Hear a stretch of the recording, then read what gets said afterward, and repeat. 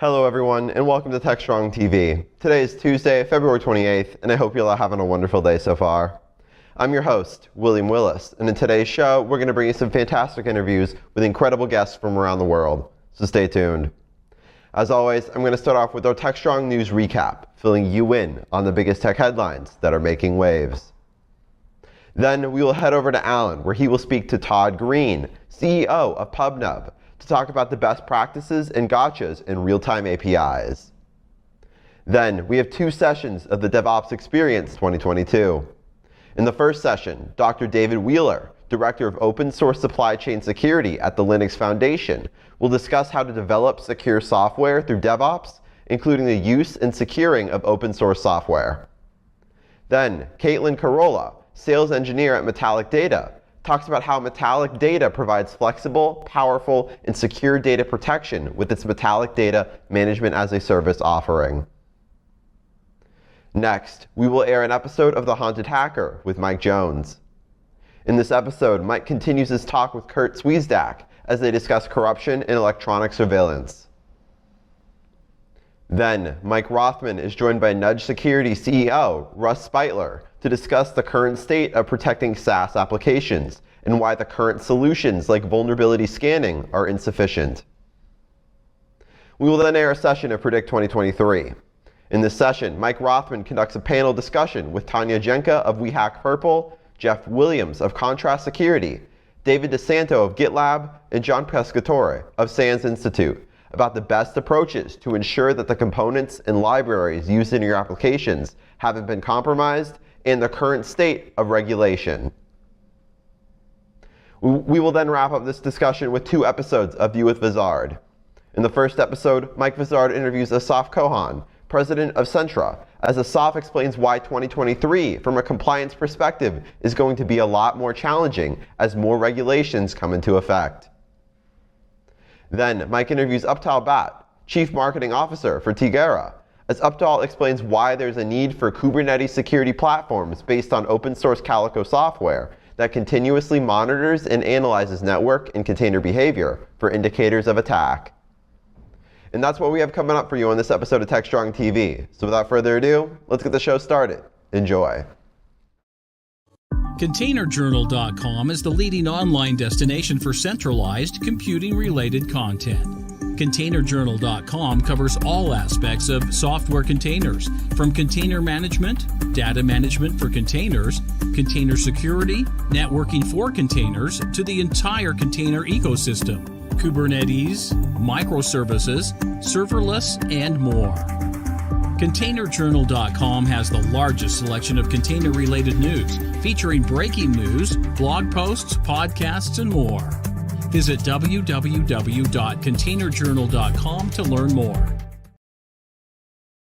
Hi again, everyone. Here are the headlines for February 28th. First up, Canada privacy regulators are launching an inquiry into TikTok to investigate concerns over the company's data collection practices and whether or not it hands over user data to China. Regulators will examine whether TikTok complies with transparency obligations and Canadian privacy laws, particularly with regards to those protecting child privacy, since many of the app's users are young. TikTok stated that it takes privacy seriously and that the investigation provides an opportunity for it to clear the air. The Canadian investigation follows similar concerns raised by governments worldwide, and this development comes after a class action lawsuit were resolved in the US and Canada, and just after the announcement that the EU Commission employees were ordered to remove the app from devices for safety concerns. Next, Nissan has announced that it will speed up its transition to electric vehicles by making almost all of its offerings in Europe electric or series hybrids by fiscal 2026. This goal is up from the previous target of 75% that same year. This move comes as emissions regulations in Europe are getting stricter and stricter. This being said, though, the company aims to make 58% of its model offerings electric in Japan, but Nissan's sales targets for EVs in the US remains unchanged. The company also plans to introduce 19 electric vehicle models by 2030, up from an earlier 15, and plans to invest up to a 15% stake in Renault's electric vehicles. While Nissan was one of the first companies to launch an EV with its Leaf model, it has since been surpassed by competitors like Tesla. And this move seems like it is an attempt to get back to the top of the EV market. In other news, Ericsson, a Swedish telecom equipment manufacturer, has decided to reduce its costs by cutting 8% of its global workforce, following the trend of other tech companies making layoffs. Ericsson specializes in producing equipment for 5G wireless networks and announced that it aims to reduce spending by $850 million by the end of this year. It plans to lay off 8,500 employees this year and into 2024. The company originally announced its intention to reduce costs in December and expects to simplify and become more efficient, resulting in better results in the second quarter. Ericsson's global workforce currently stands at approximately 1,500 employees, and it aims to manage the process with fairness, respect, and professionalism. Next up, Microsoft has announced the availability of its new Bing search engine that is powered by artificial intelligence can now be used on mobile apps. It can now be accessed on mobile devices via the Bing app and Microsoft's Edge browser on iOS and Android platforms. Additionally, users are allowed to use voice input to interact with Bing's chat mode and can also incorporate it into text conversations using Skype. This is just the most recent update with Microsoft and ChatGPT, but this being said, it has not always been the smoothest, as Microsoft had to reduce Bing's original capabilities due to users pushing the system beyond its testing limitations. Despite this, Microsoft has been quick to respond to feedback and is constantly improving the new Bing search engine. On Container Journal, we have an article looking at Red Hat extending alliances and partnerships with NVIDIA and Samsung to improve efforts to make its OpenShift platform a foundation for edge computing. Red Hat has noted that while Kubernetes-based edge deployments are in its early days, the number of applications deployed at the edge will need to be built with DevOps best practices is set to grow exponentially. To learn more, go to containerjournal.com. On DevOps.com, we have an article that looks at strategies to consider when adopting platform engineering. As we get into 2023, platform engineering continues to be an emerging discipline as developer burnout and tooling sprawling increases. This article looks at the state of DevOps and platform engineering, as well as some of the best practices for platform engineering adoption. To learn more, go to DevOps.com. Finally, on Security Boulevard, we have an article that looks at how Dole, the global food company, faced a ransomware attack that temporarily shut down some of its operations in North America. The article highlights how vulnerable the food supply chain is to cyber attacks due to the just-in-time nature of production and distribution, as well as what companies can do to mitigate future attacks. To learn more, go to securityboulevard.com. And that's today's Techstrong News Recap. DevOps.com is the #1 online destination for DevOps education and community building. DevOps.com covers all aspects of DevOps, including DevOps best practices and tools, DevOps culture, DevSecOps, business impact, continuous testing, continuous delivery, and more. DevOps.com has the largest collection of original DevOps content, featuring breaking news, blog posts, podcasts, and more. Visit www.devops.com to learn more. DevOps.com, where the world meets DevOps. This is Techstrong TV. Hey everyone, welcome back to Techstrong TV. I have got a new company to tell you about, and it's kind of my favorite kinds of company. It's one of these like 8-9-year-old overnight success stories, right? Because many entrepreneurs, or many people who aren't entrepreneurs, think that, you know, you start a company and you strike gold, and in 6 months or a year, someone comes by and says, oh, your company's worth $1 billion or something. But that's not the way it works for most times. For most companies, it is entrepreneurs starting out, not taking salary sometimes, and, you know, just working it, and they put in 5, 6, 7, 8 years, but they build a business, and you know, it's much as I've done here at Techstrong, actually, and I appreciate those kinds of efforts. Let me introduce you to an entrepreneur like that right now. Todd Green, welcome to Techstrong. How are you? Really good. Thanks so much. I appreciate being on the show. I appreciate you having you here. So I hope I didn't embarrass you, but tell us your story. No, you're absolutely right. I mean, we love to talk about overnight successes, but most strong businesses and good businesses are built up over time, you know, from lessons learned and growing customers and all of that. And that's, you know, what we've done at PubNub. I came out of, funnily enough, I started my I started my career, a computer science background as a management consultant at Pricewaterhouse, PwC. Did not really appreciate coding in a suit and tie every day. So as soon as the internet really exploded, in the early to mid 90s, I left to go to my first, not my startup, but a startup called Net Dynamics, which ended up being the first app server for the internet, which was pretty exciting. I think I was employee number 12 over there. And that really? Yeah, it was. I don't know if you've heard of. Did you hear Net Dynamics? Oh, I know Net. I'm of an age. Yes. I was going to say. I looked at your background. I was like, he was there when I was there. So we, it was really exciting because I found that my strength was really basically being able to connect sort of, the really strong technical concepts with sort of business speak, right? With what people are trying to do and vice versa. So I've always kind of been in that area between the customer and the technical side. So I was, a solution architect and a product manager and those sorts of things, and got the bug to start my own company. So after we sold to Sun Microsystems, I left to start a company we called CascadeWorks, which was one of the first SaaS products ever. We started it in 2000, 99, 2000. And we eventually sold it to what's now Upwork, who went public a few years back in about 2003. So I've always done those kinds of entrepreneurial things. I was, before PubNub, the founder of a company called Loyalize, which was one of the first companies to create an interactive experience, white label experience that you would play on your iPad or your iPhone or Android device while you're watching a live TV program. And we realized that there were more and more companies wanting to do this, right? But there were two problems with that. What are the creative ideas that you need to build so that you can have 100,000 people or 1 million people in an app together and they feel like they're collaborating and so on? What does that look like? What's the creative aspect? And then technically, how the heck do you scale that in real time so that 1 million people's, interactions are somehow shared and streamed back and forth in a scalable way? We sold Loyalize to the owner of American Idol.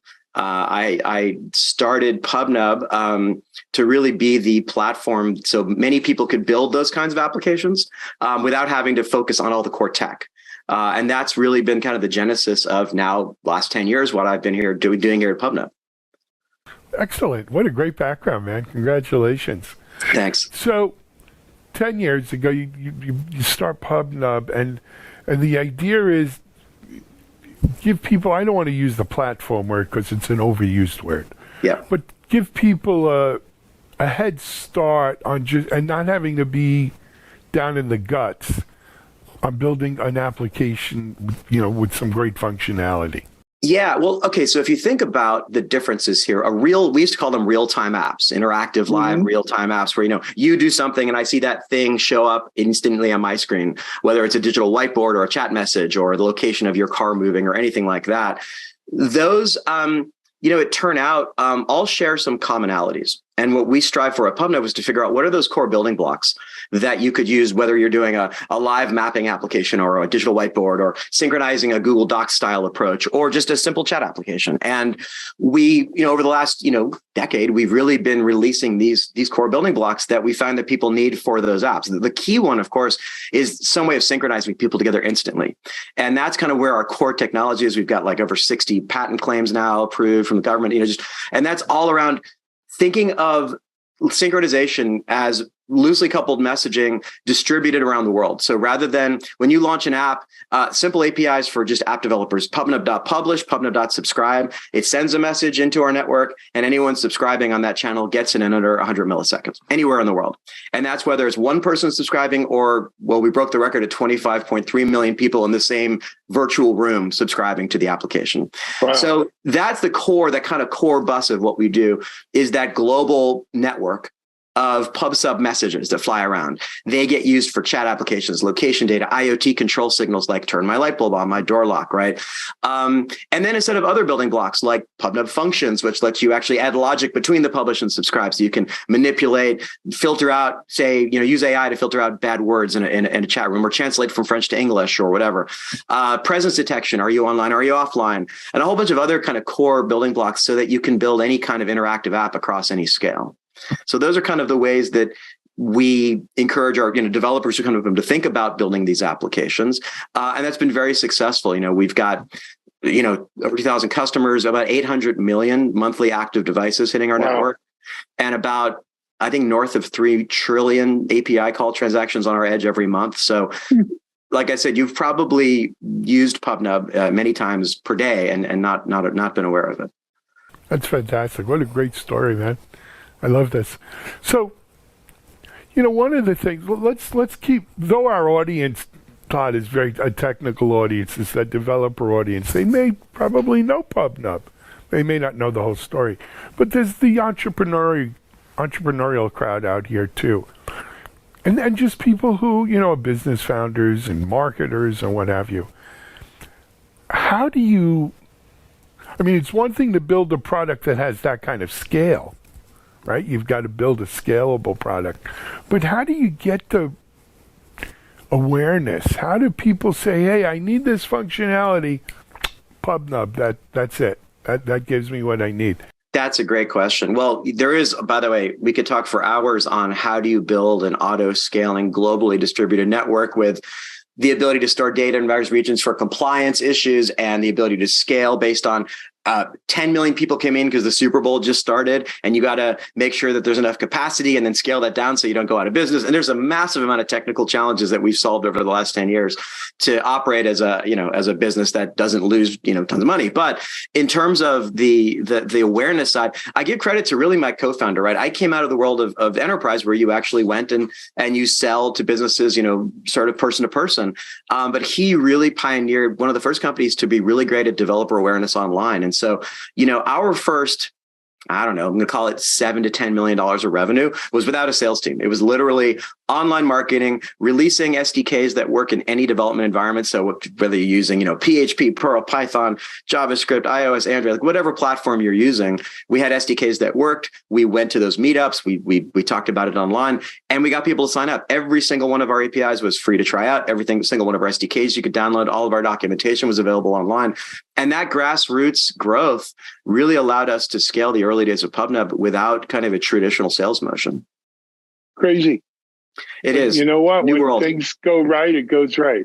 Yeah, absolutely. And, I think we were scratching an itch that needed to be scratched, right? If you think about the world before PubNub, what are some of the well-known multi-user apps? Well, there was in the gaming world, there was World of Warcraft, right? There was WebEx was one of the first, systems, and for, collaboration. There are a number of these, but most of those companies had 60 to 70% of their developer spend and effort on the core infrastructure, and just, maybe 30 to 40% max on the actual experience itself. Now you look at the customers we have today from, Meta is one of our customers through their subsidiary Customer. We've got, food delivery companies like Swiggy in India and Just Eat in the UK. We've got just so many game companies like Moon Active and Pocket Gems.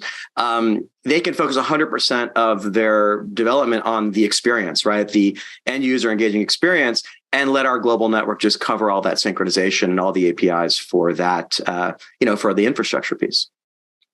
Great.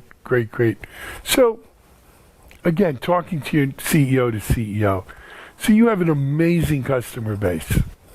I don't want to say infinitely scalable. I'd love it if it were infinite. But yeah, but highly scalable platform. How do you keep the business growing? I think, we have barely scratched the surface, right? The fact that, I'll tell you, having interactive experiences within apps was already growing before COVID. But when everyone went online and you were using an app that you had to literally reload or ask someone to send you an attachment and then reopen that, if you didn't have that kind of Google Docs real-time synchronization, that kind of experience, all of a sudden people weren't using your app anymore, whether it was a SaaS product or a B2C product or a game or an IoT product, whatever. And so the priority of those interactive features has jumped up to like priority number one for most product managers around the world. So there's that huge tailwind from that. But there's another big tailwind, which we found that whenever a population of people can get, high-speed data for less than, 2 gigs for less than, 1-2% of their monthly income, they change the way they live, right? We're used to it in the US, but food delivery, the ability to get Uber type of products, the ability to stream data online, to have interactive experiences with their friends, that explodes. And you're seeing that decline in bandwidth costs in Southeast Asia, in South America, in some parts of Africa. So every time we start to saturate one region, another region explodes with demand. And so right now, for example, we're seeing huge growth in Asia and parts of Asia where there's just a race to localize the kinds of experiences that have become popular in the US and Western Europe. They're now exploding in other parts of the world. So really, I think that we really are just still scratching the surface. Love it.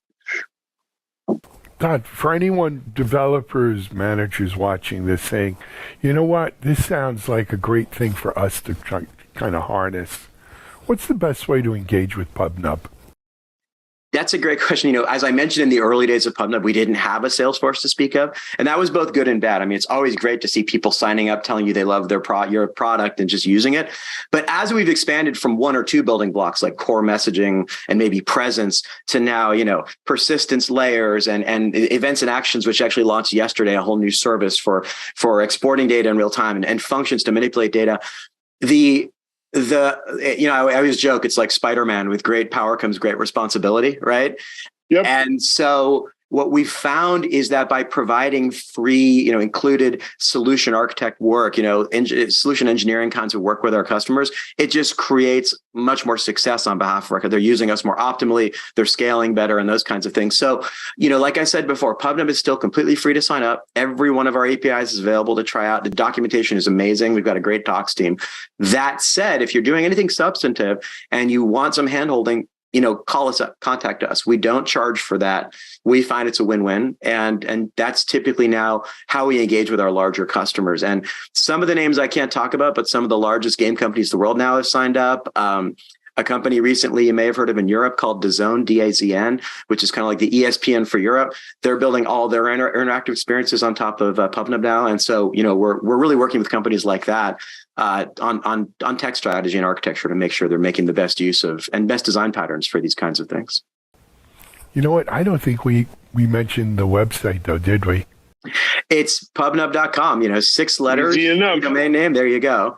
All right. Easy enough. And, an easy Google search will find out. I think, common use cases extend from, in-app chat is what we like to call a gateway drug, meaning that people always want chat within their app on the side somewhere, but they never want it to end there, right? They want that to be the entry point into interactive experiences. But if it's a social app, they may want to push polls and trivia questions and sentiment analysis. But if it's a doctor-patient, we're HIPAA compliant, so that might be a waiting room application, or, how long is a doctor in each room? So, those become, also live maps is another one. We actually also power quite a few IoT products, from Vivint to August Locks to Logitech's Harmony. If you use any of those products, all of that signaling is going right from the device on PubNub through the internet out to your phone, to the servers, everything else. So, where it's easy to kind of start any of those things, but pubnub.com is the place to go. Todd, this has been great, man. And I feel like I uncovered a lost secret of the internet here, an unknown secret power, right? Powering this whole thing. Keep up the great work. It's a great story. Come back and keep us posted about PubNub too, though. And I'm sure our audience would love to hear more. We've got some really exciting, we've really been expanding our product footprint, and we've got some exciting things coming out later this year. I'd love to reconnect and share some of the things we're doing. So we should do that. You've got an open invitation, man. Come on. Thanks. Alrighty. Appreciate it. Todd Green, PubNub here on Techstrong TV. We're going to take a break. We'll be right back in a moment.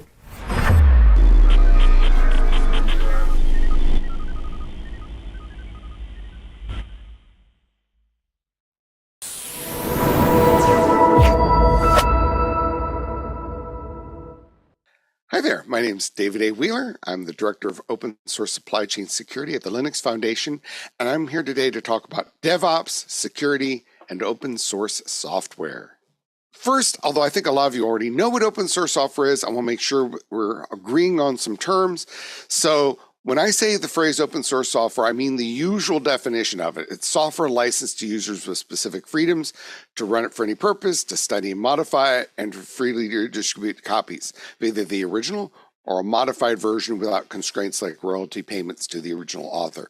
If you want a larger, more sophisticated definition, the open source definition is a good definition, put up the Open Source Initiative. So there's a lot of open source licenses. There's a few that you'll typically see, things like the MIT license or the Apache 2.0 license. If you've got software and it's not open source software. What do you call it? Well, a common thing to call that kind of software is closed source. It's kind of an obvious analogy to open source software. And you'll also see proprietary software as an antonym used.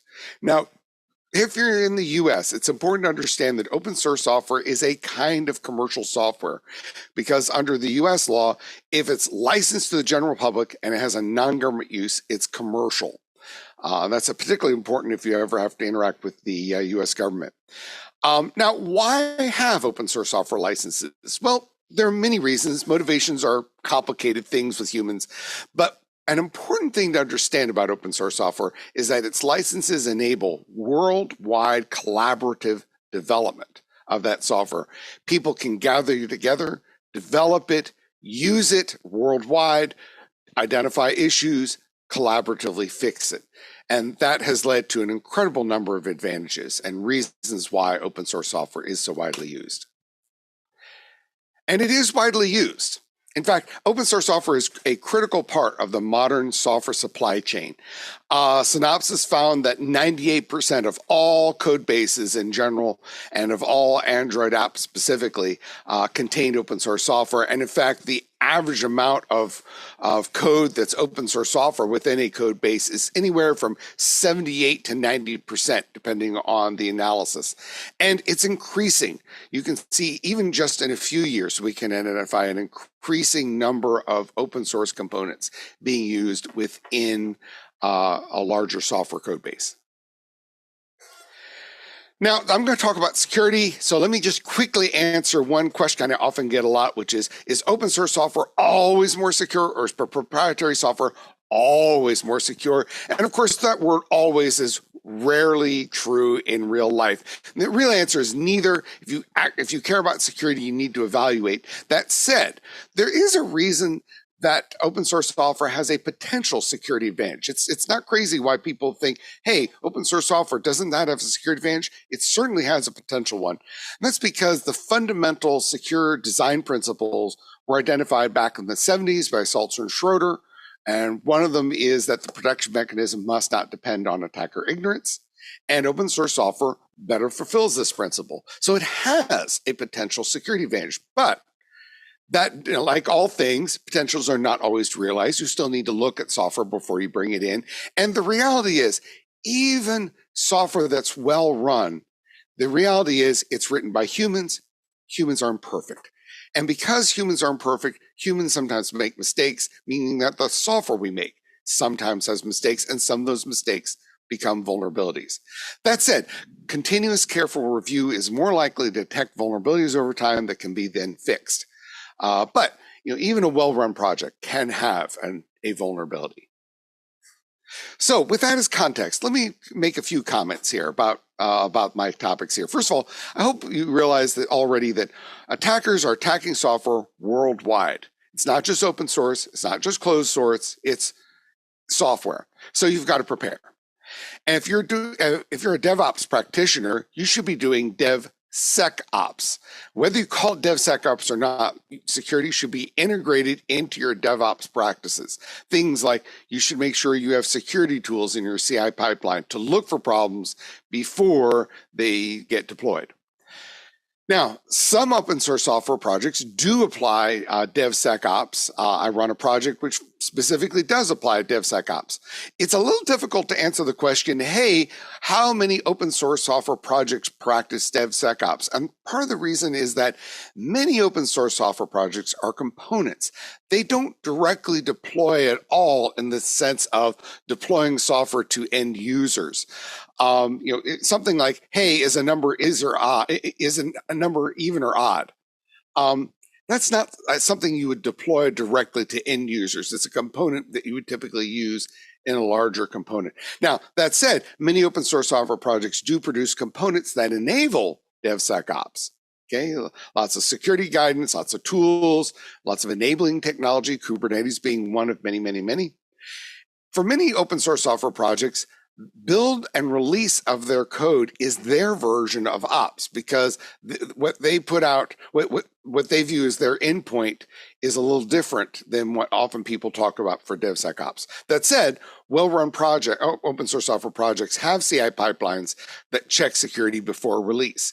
To my mind, that's one of the criteria that identifies a well-run open source software project. So let me talk about open source software security and the OpenSSF. There are literally millions of open source software projects. I'm not exaggerating. I did an analysis years ago where we found it was in the millions, and I'm sure it's only increased since then. And there are many foundations which run a number of open source projects and are relevant to DevSecOps in various ways. I work for the Linux Foundation. Many of you are probably already aware that the Linux Foundation is a foundation that creates foundations. So there's a number of foundations relevant to particularly focus on DevSecOps related things like the Continuous Delivery Foundation or the Cloud Native Computing Foundation. And of course, there are other foundations in the Linux Foundation, the Apache Software Foundation, the Python Software Foundation, and so on. I can't possibly talk about them all. So I'm going to focus today more on the Open Source Security Foundation because its focus is, I'm going to read it right here, collaboration and working both upstream and with existing communities to advance open source security for all. That's their mission. So they were created in 2020 as part of the Linux Foundation. In 2022, they switched to a member-funded model. In 2020, there was this thing called COVID that made a lot of things hard to set up. And in May 2022, the OpenSSF released something called the Open Source Software Security Mobilization Plan. I'll talk about that a little later, but basically it's, here's some areas that we particularly want to focus in on the future to improve security of open source software. So here's what the OpenSSF looks like. If you look at from an org chart point of view, like most Linux Foundation foundations, there's a governing board that decides where funding goes, a technical advisory council, which oversees the major technical decisions. There's a lot of working groups, and inside those working groups are a lot of projects, which are efforts that work on code, and SIGs, which are efforts that work on things primarily other than code, as well as some associated projects. The OpenSSF is doing a lot. It's a whole lot to take if you try to keep track of it all. So let me point out just a sample of some results that I think you may find useful right now today. Secure Software Fundamentals is a free course. OpenSSF Scorecards, this automatically measures open source software.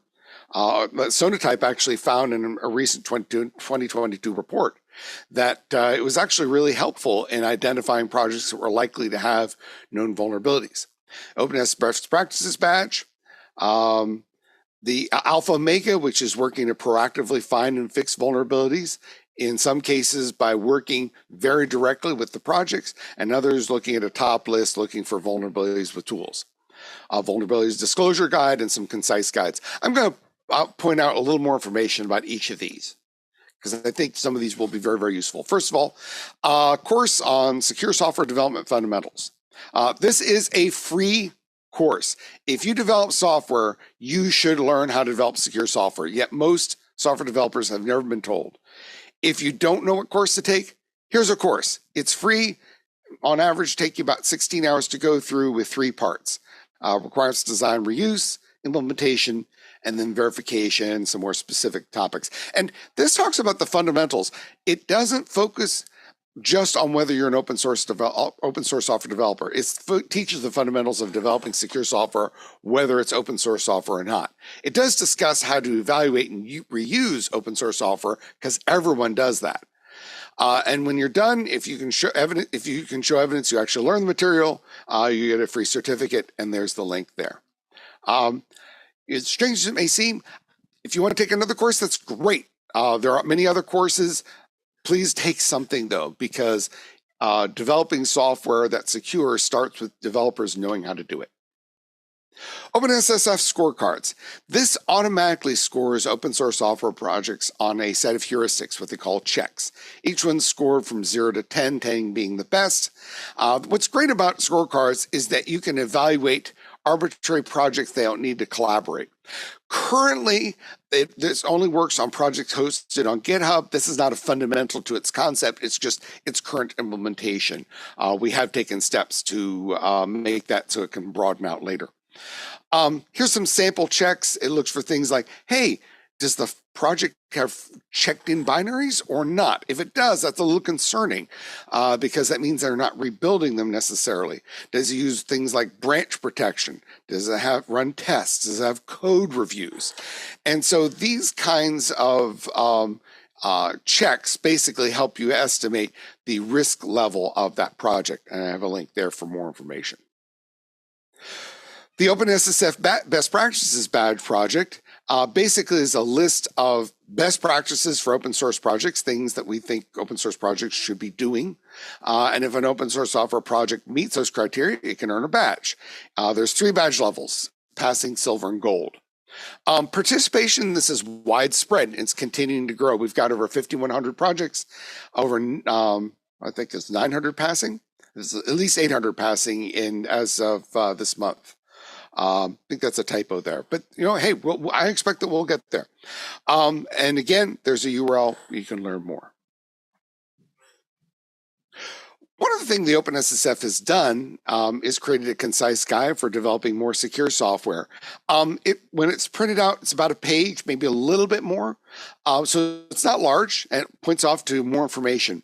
But let me just walk through real quick.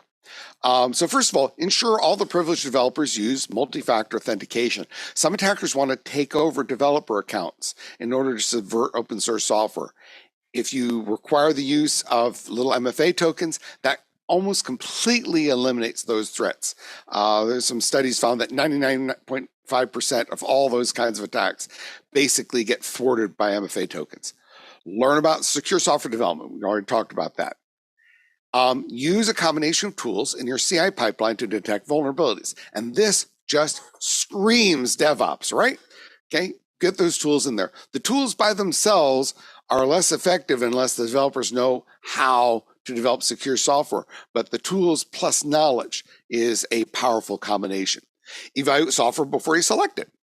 And then the next few I've listed here are really all about doing rapid updates because, as I mentioned, humans are imperfect. We make mistakes. And although we try not to make mistakes and we take steps to detect mistakes before they get released, it happens. And so users of software need to be prepared to do rapid updates when a vulnerability is found in a component. You need to be able to rapidly update so that the fixed version is available. And that means that as a developer, you need to use package managers to automatically manage your dependencies, implement automated tests, high coverage, and also negative testing. This means testing for things it doesn't do. I hear a lot of test-driven developer believers who only do half the tests because they only test for the new functionality they added. They fail to test for the things that it shouldn't do.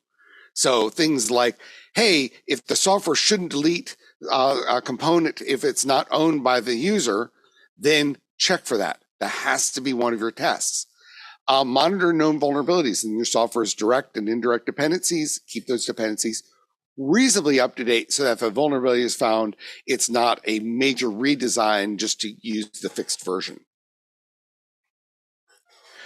Before you bring in open source software, you should evaluate it. Here's some simple questions to ask. Can you avoid adding it at all? You may already have a component that provides the functionality you need. You don't need to add, 3 different ways to do the same thing. Are you evaluating the intended version? Is it maintained? And so on. And the guide actually includes some information about how to estimate these answers. I think these questions are actually relevant for all software. Many of the issues that I'm raising are actually true for all reused software, not just for open source software. But because open source software is the vast majority of reused software, it makes sense to kind of focus in on that and how to get answers to those questions so that you can evaluate that open source software before you bring it in. That's just a few of the open source software projects. There's a lot more. And this tries to show that, in fact, there's many different projects and they fit anywhere from the developer through source code repositories, through builds, through packaging them up all the way to distribution. Now, how are open source software projects attacked? Let me point out two, because a lot of people just think about, some developer, intentionally inserts code that's malicious. I mean, that's actually a small minority.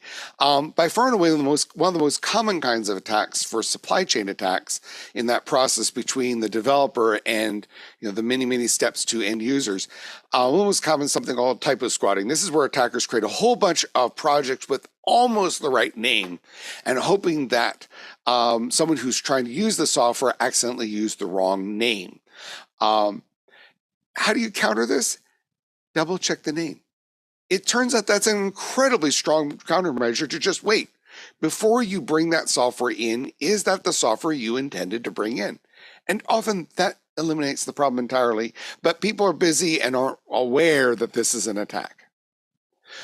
Another kind of attack is something called dependency confusion. Often projects, larger projects, larger software brings in software from multiple different repositories, different registries, and they may use an organization's internal registry as well as external ones, and they may say bring in package foo from assuming it's from their internal registry, but then someone creates a foo out in a public registry, and their software, when it's built on intent, uses the one that's public instead of the one that's private. Attackers, unfortunately, have realized this, and they take tricks like, I'll create a whole bunch of packages with names that look like private packages. I'll give them version 999, and the package manager will say, wow, 999, that's so much more recent than the 3.0 I've been using. Organizations thought creating internal registries would automatically aid security. And the problem here is if they're used wrongly, this can make it worse. So that doesn't mean that internal registries are wrong, but it does mean that you have to use them wisely. If you are intending to bring software in from a private registry, make sure that's actually what's going to happen.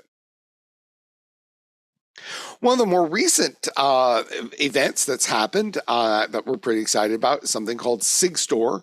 SigStore has been in development for a little while here. The problem it's trying to address is that there's been many previous tools to cryptographically sign open source software projects, packages, but they're often unused. They're very challenging to use correctly. It's often impractical. And so SigStore was created as a free-to-use, nonprofit software signing service to make it much easier to sign and probably more importantly, to verify. Because if you don't verify signatures, there's no point in signing things. It uses OpenID Connect, and that enables the use of all sorts of existing security controls, such as two-factor authentication and so on. What's interesting about SigStore is it enables the use of something called ephemeral or short-lived key pairs. Those of you who are aware of the details of the technology involving public and private keys, it's often a challenge to carefully secure the secret key or the private key. And so this takes a different approach so that users typically don't need to manage the secret key, which eliminates a lot of the problems and makes it a lot easier to do. One thing that SigStore enables, for example, is enables using cloud CI/CD providers without them even needing to have access to a private key. That makes a lot of things simpler. It also supports transparency logs, so anybody can monitor the transparency logs to find out what's been signed and by whom. And SigStore's general availability was on October 25th, so this is relatively recent news. And what that means is that our plan is to provide at least 99.5% uptime, and we've got round the clock pagers. The goal is to make it so that it's been in development for a while, but we want people to be able to use it as a service and be willing to trust it because it's trustworthy. I mentioned earlier the OpenSSF's mobilization plan. This is something that was released in May 2022. And basically, we had a number of people sit down and ask, hey, open source software is so widely used. Yes, there's a lot that's really secure, but what can we do to make things even better? And so we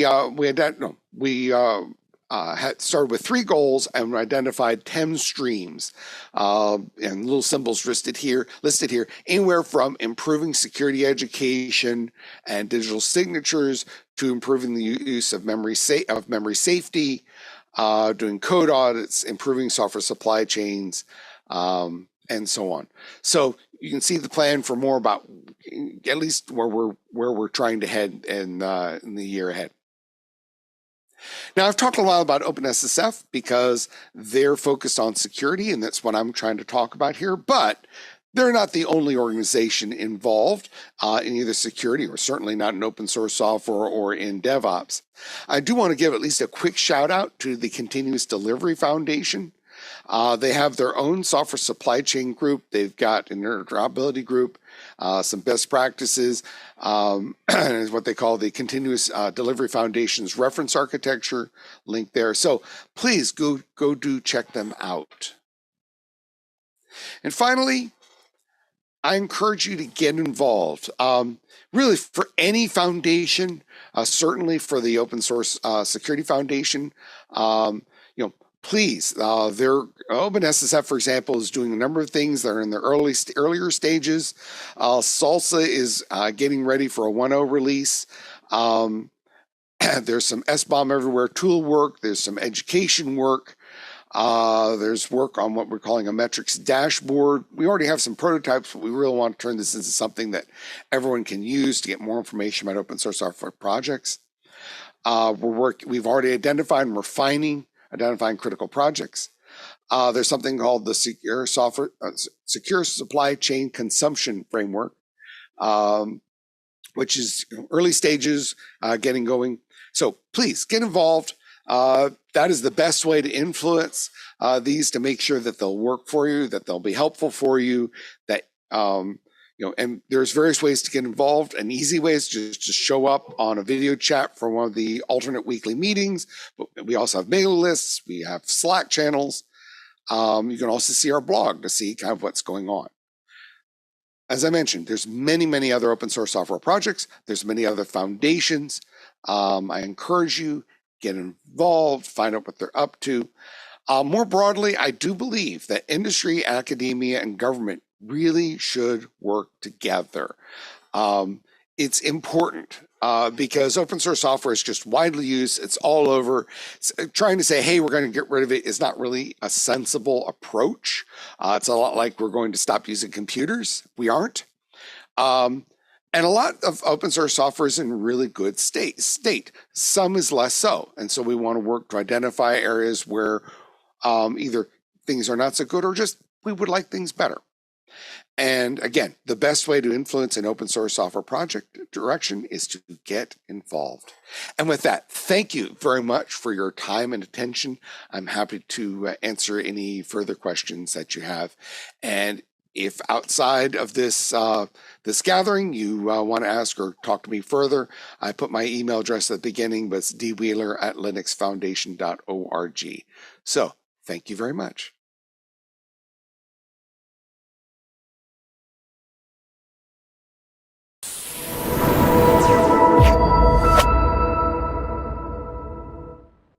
Hi, my name is Caitlin Carollo, and I'm a sales engineer at Commvault, specializing in our software as a service solution, Metallic. And today we're going to talk about how you can not only protect your data with a data management as a service solution, but also how that solution can grow with you as you might look for a hybrid cloud strategy. We're currently seeing a few challenges that our customers are facing as the IT landscape evolves, some of which being, one, ransomware attacks are on the rise, of course. It's something that's always top of mind for our customers, and we really want to make sure that we keep security top of mind when we're looking at protecting our customers' data, along with things like constrained resources. So as our customers and IT organizations look to move to a cloud-first approach or a hybrid cloud approach, they might not have the team members who have the skill set for the cloud, or who maybe are weighed down by other responsibilities in their organizations that limit that cloud adoption.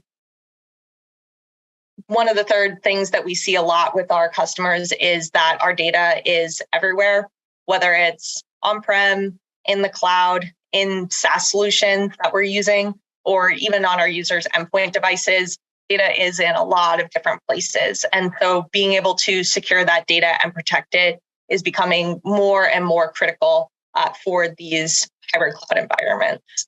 This is really where Metallic, the software as a service solution from Commvault, comes into play. And we really wanted to provide a solution to our customers that is simple, easy to use, but is also enterprise grade and will provide that level of security as well as cost effectiveness and looking ahead into what is going to be continued cloud transformation in the future.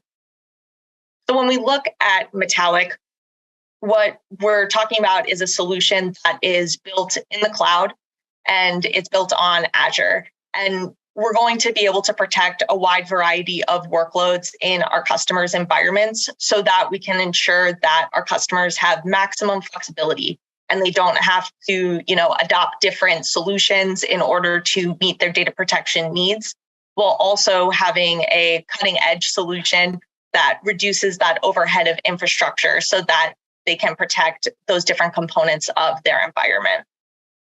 And in terms of what we can protect with Metallic Data Management as a Service, we're looking at things like SaaS applications and the data that our users are entering into those, whether it's CRM tools like Salesforce or Dynamics 365, along with all of the data that gets exchanged between users on Office 365, as well as those infrastructure-based workloads like virtual machines, databases, and file servers that can be either on-prem or in the cloud.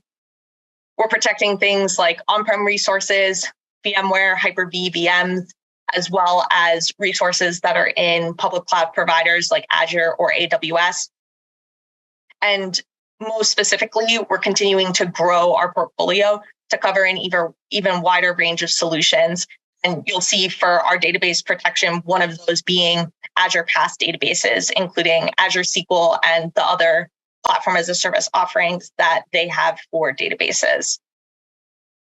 Along with that, we can also write your data to a secured cloud storage target provided by us, as well as protect some of those other key components of your environment like Active Directory or endpoint devices like your users' laptops.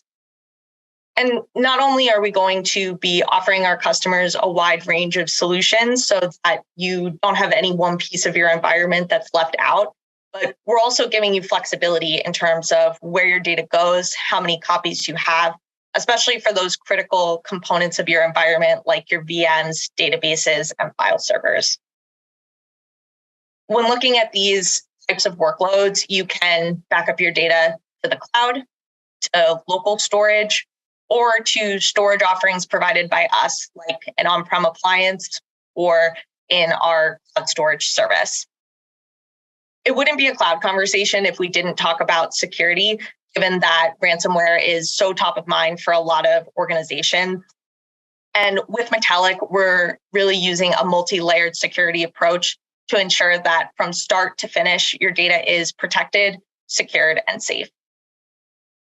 When you're protecting your data, again, regardless of what that workload is, if it's in the cloud, on-prem, or one of those other applications like your endpoints or a SaaS application, your data is always going to be encrypted, both in flight and at rest with AES 256-bit encryption. That data is going to be transmitted over encrypted network tunnels. And because our control plane is running in its own security domain in the cloud, along with us having that immutable storage in the cloud too, we're keeping that isolation between your production environments and your backup copies so that you have that air gap security, meaning that if something were to happen in your production environment, it's not going to be able to reach your backups since all of those processes are signed by Commvault and they can't cross over and none of your users are going to be accessing that underlying storage bucket. With that too, with your immutable backup copies, we're of course also going to have robust security controls for your users, including zero trust access controls and the ability to integrate with multi-factor authentication tools like Azure AD, Okta, or any SAML application that you might have in place. And lastly, we'll also have reporting tools such as our Security IQ dashboard, which will provide insights such as anomaly detection, trends that we're seeing in your environment, as well as recommendations for how you could secure your environment further. One example being things like a restore authorization workflow, where it'll require two-step authorization from two different admins before that process can be executed.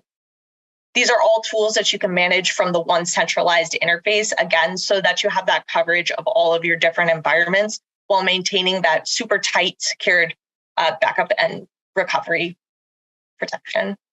One other tool that we recently brought into the Metallic portfolio to really cap off our approach for security is Metallic ThreatWise. And this is a cyber deception tool that can be used to place fake assets in your environment so that you can throw attackers off the trace of your most valuable assets in your environment while also gathering information about those attackers.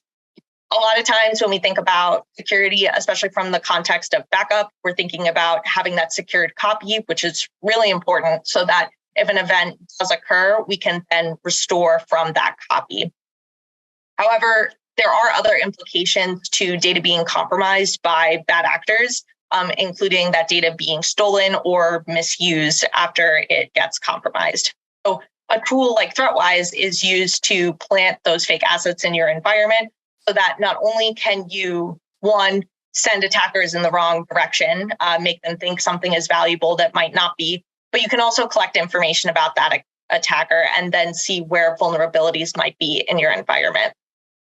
This is one of the newest components of our portfolio, and we're seeing a lot of interest as it really rounds out your security process before your data is compromised, all the way then through using Metallic to then recover your data. The last thing we wanted to highlight here is one of our promotions that's going on for a limited time, which is a buy 3, get 1 free on our Metallic virtual machine 10 packs. So when you're protecting your VM or your Kubernetes applications within Metallic, we're going to license that based on how many VMs you actually have. So if you purchase 3 packs of 10, you'll get 1 free and can protect up to 40 virtual machines without licensing. And this is going to be valid from now until March 31st of next year. And now we'll close out for any questions. And thank you so much for the time. If you want to give Metallic a try, you can create a free trial at metallic.io/trial. It's a free 30 days. You can test it out and see all of the different ways that we can protect your data through a SaaS delivery model.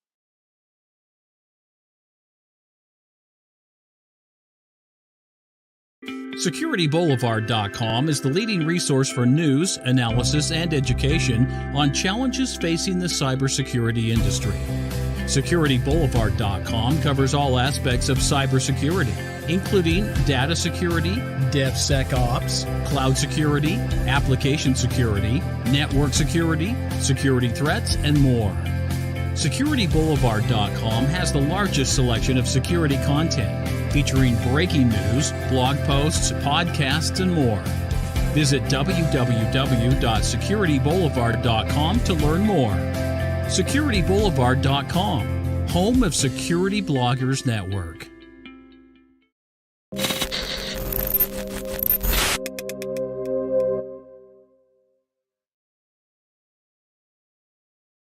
Now I'm going to jump back to the rapist. So now the rapist isn't a rapist. The rapist is a guy who who sexually harasses people. But in the FBI, I can very much understand why you would have that moniker.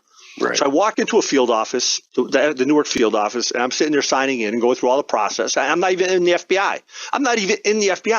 An agent walks in and says, "Hey," to the person behind the desk, goes, "Hey, is the rapist still here?" I'm like, "Oh my God. What?" I'm like, "What?" And the lady goes, No. They just gave him his OPR, his PRL, so he got his voluntary transfer to another office. So the Bureau, instead of punishing him, they gave him a voluntary transfer to another office. I heard all of that. Bureau or Catholic Church? Well, you know that the executives in the FBI refer to themselves as the College of Cardinals, right? It doesn't surprise me. Yes. Okay. So we are the ones who are we are the FBI not we, I'm not in it anymore, but the young men and women who are there are the last line of defense. Right. And they should be. And oh, by the way, people should be critical of what they're doing, because if you're not critical of what they're doing, they'll do whatever the hell they want. Right. But anyway, so they say what they say about the rapist. Now, I pull my friend aside. Now, I'm there for a reason, for a guy who's being targeted because he's a whistleblower. I looked at him, I said, "What are you talking? What's that?" He tells me this story. I'm like, "You got to be kidding me." Right. He's like, "No." He goes, "You have to understand, the boss here walks around the office telling people he wipes his buttocks with EEO complaints." Now, equal employment opportunity EEO complaints are civil rights complaints. Yep. And the head of the FBI, the SAC, the special agent in charge, and the assistant SAC are the most powerful law enforcement in the state. Mm-hmm. And their belief on internal complaints of sexual harassment they're meaningless. And he said that out loud. He actually also said that he was going to take care of me. Now, I have yes, that was one of there were actually 3 death threats that came out of Newark.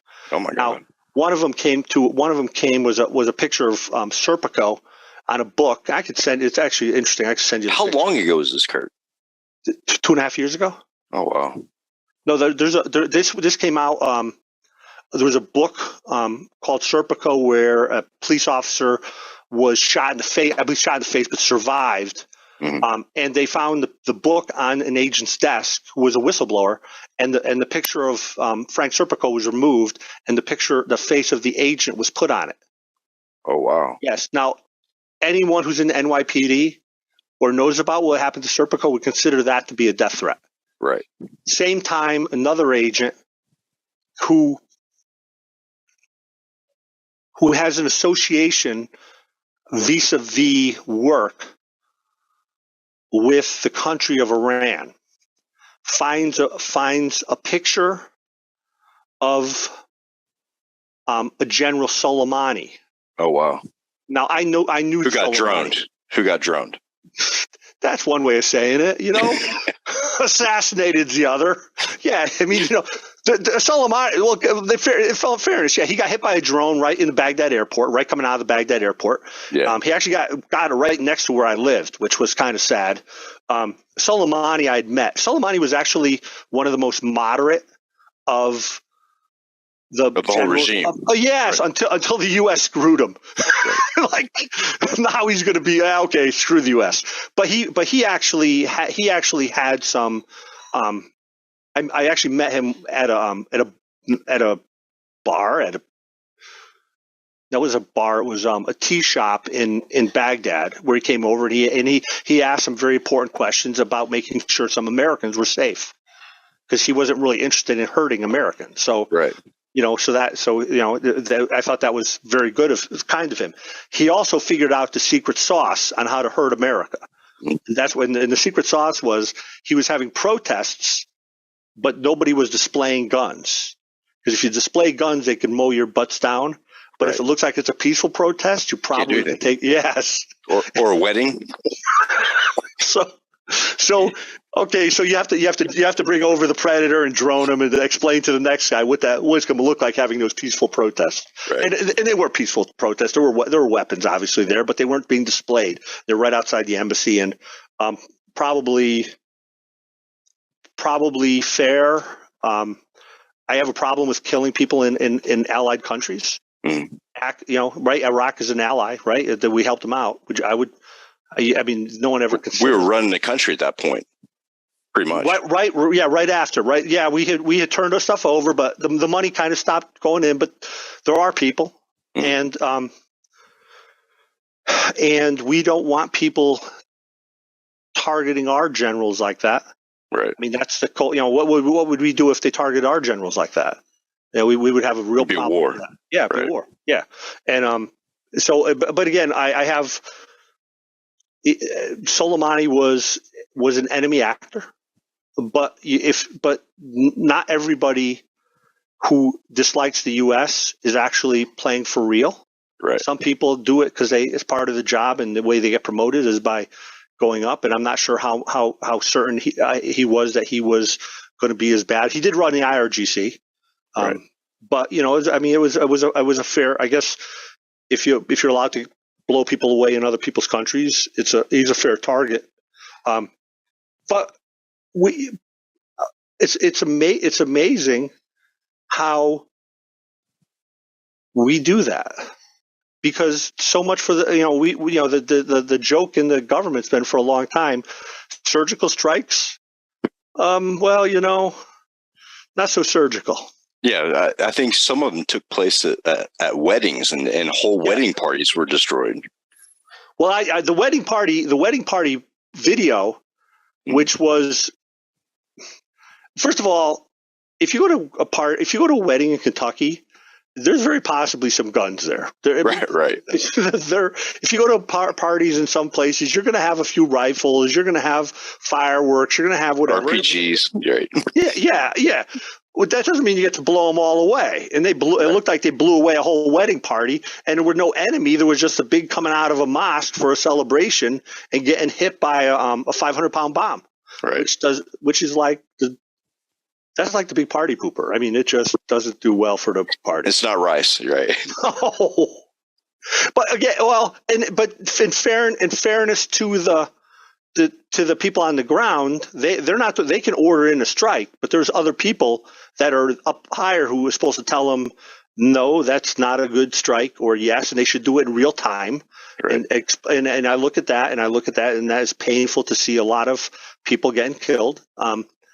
If it was in Fallujah, in the middle of right before the Battle of Fallujah, I would be like, different story. Maybe you just made a lot more enemies. Right. Maybe you just pissed off everybody in town by doing that, and that's the Fallujah was never a friendly place in America to America, but damn. Fallujah was one of the toughest strongholds that they fought against in that war. Yeah, from the beginning. And the Marines did a great job. Yeah. House to house, Stalingrad. That was Stalingrad. You talk about people fighting house to house. Door to door. Yep. Door to door. Yeah, grenades going in every room, and it's a bloodbath. That the Marines did a great job in there. I mean, I remember listening to. I went to Fallujah and did an interview there in Fallujah. I went in there. I badged them with the FBI, and they're like, "Whoa, yeah, we love the FBI. We saw you on TV.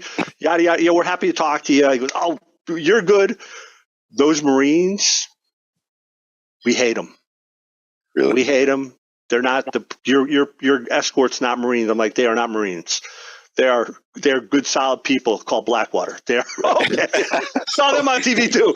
They're good, honest guys. So if you're gonna pick, using the the Marines, they will. I mean, again, you never hear a Marine talking about the Japanese and any friendly people if they were in World War II. Right. You don't hear the Japanese talking anything good about the Marines, very seldom. Right. And that's going to be the case with people in Fallujah and with U.S. Marines, because it was a no hold bar fight. Right. And there was a lot of blood spilled. But yeah, so it's you have all that, and then you have the guys in the 7th floor blowing the secrets. You have a guy who's easily compromised, running around the FBI. So I'm going to get back to the drugs, and this is something I've talked to Congress several times about that. There's a head of a drug squad, or it's a violent crime squad in Newark. So it's amateur hour. That's all you can say about this. I've seen the records. I know what they say. I know how they look. I know how they should look. I know that the guys that actually reported this are probably. If I told you who they went against, as who they were going against as undercovers, you'd be like, "You got to be kidding!" I mean, these are real agents that are reporting this. These isn't garbage. These are the best of the best. They report this one guy and say he went to a drug deal, and this is how I got a phone call, and they said, "Hey, I'm from Newark. This guy had this drug deal. It's bad. I heard about you. What do I do?" Mm-hmm. So first of all, you haven't proved that you know anything about drugs. I believe you're an agent. Because I know you. I asked you the color of the floor, and you're at that place, and you knew it. Because only the FBI would have a colored floor that color. And But you haven't told me that you know anything about drugs, because you said this was a $500 drug transaction, and as an FBI agent, 500. I wouldn't do $500. That's right. That's street level. That's not what I do. Right. And I said, so I don't understand. What's the last drug transaction you did? He was like 500. I'm like, so you're a $500 drug transaction agent is complaining about another 500. He's like, no, Kurt. I did 500,000 myself personally with no one else. Now, by the way, in order to get that stuff out of there, I had to go buy a few machine guns, and to do that, to make sure it was safe, and I had to hire some people too. I'm like, give me the number, prove it, show it to me on paper. And I was in the bureau at that time, and so he gave me the file number. I looked at it, I said, "Holy cow, are you nuts?" And then he said, "Oh, by the way, you know, I have some." He had some combat experience over in Afghanistan, or in Afghanistan. But he said, "I said, how did this happen?" So the agent went with his informant and told the guy to buy a brick of heroin. And in Newark, New Jersey, I'm going to give you how you know this, but it's a brick is 500. Well, no, in Newark, that's down south. It's 500 decks. You know, the little glassine bags. It's 50 decks of heroin that's sealed in a container, and it's basically wrapped up and taped, and nothing's coming out of that. When they package heroin, but it's all branded.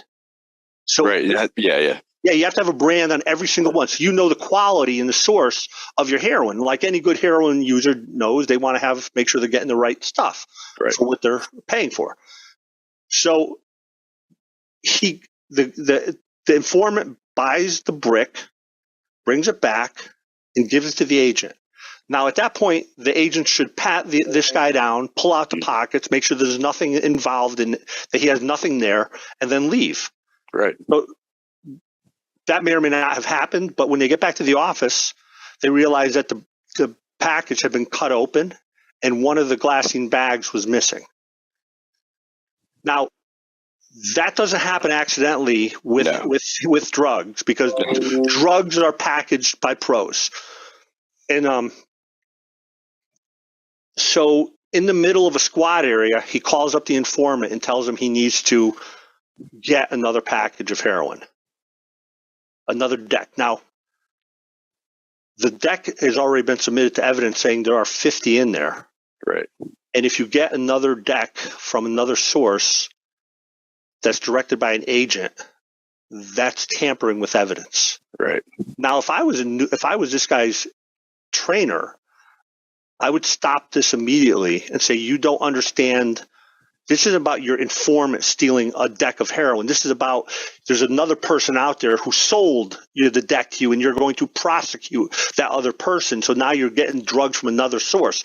The agent didn't have a good sense of what he was doing. That's my take on it. Right.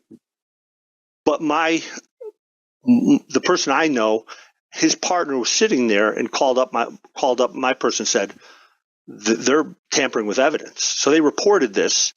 And both of those guys, they were selected for termination. The other people that were dealing with them were selected for removal. Everyone got removed. 2 people were tried to terminate, and they never touched the guy who bought the drugs. Really? Yes. Now that's still going on in court. Matter of fact, I have the indictment here. So what the prosecutors did was they did indictment against a gang. Now, this gang was from the Marion Housing Project. There were 8 people involved. And the guy who bought the drugs, his name was Sticky. Now, poor Sticky, he may or may not be the best drug dealer in the world. He may have problems. He's from a bad part of town. He's selling drugs, bad Sticky. But he shouldn't be prosecuted for drugs that are being bought by FBI agents from different sources. From somebody else, right? That and if that happens, that's called exculpatory information. Right. And that information has to be passed from the government to the defense attorneys. Now I looked, I could not, maybe it's there, I couldn't find any information. I asked inside the FBI, did anything happen? Because something would happen to this agent if that was reported. So basically the agents were trying to buy another deck of heroin to replace the one that was had stolen, been opened, and blame that other deck from another source on Sticky, who sold the original deck. Who's in jail right now. Right. Now, I find that if it happens on day one, now you may disagree with me. Here's my thought process. You can say, Kurt, that's corrupt from the minute. My thought process is because it's such a low weight and this guy doesn't know what he's doing and he's trying to be the badass, that he didn't understand the dynamics of actually a drug transaction. Day one. Right. When he lied on the paperwork, then he's committing a felony. Right. I would say he would be terminated if he lied on the paperwork, which I've seen the paperwork. The paperwork's bad. A year later, if he doesn't report himself, he should be subject to indictment himself. Right. Because that's if we indict people for drugs, then we risk this. I mean, when you play with, you can agree, I mean, that playing with informants is probably the trickiest thing that an agent can do. On both sides. Yes. For the informant and the FBI. Yeah, absolutely. Because you see, I mean, I've had people call me up and ask me to help them out. And I said, look, first of all, it's going to be an overt relationship. Right. Secondly, it's not going to be a source; it's going to be an overt relationship. Because I'm happy to if someone's threatening the FBI, I'm going to tell the FBI. Secondly, you're going to pay me for it. Right. Because I get paid for doing this stuff, you know. So I'm not that expensive. But you have. Each side has inherent risk. Yes, and I have to go in there and go, do I drive down to the U.S. attorneys know about this already. One U.S. attorney, as soon as it became quasi-public, she left. Coincidentally, medical reasons, family, got to spend time with the family, whatever. She left right away, right after a deposition. She left. But that indictment's still out there.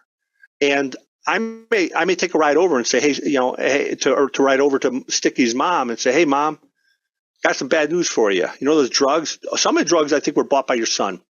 Sorry. Right. The other drug wasn't bought by your son. Right.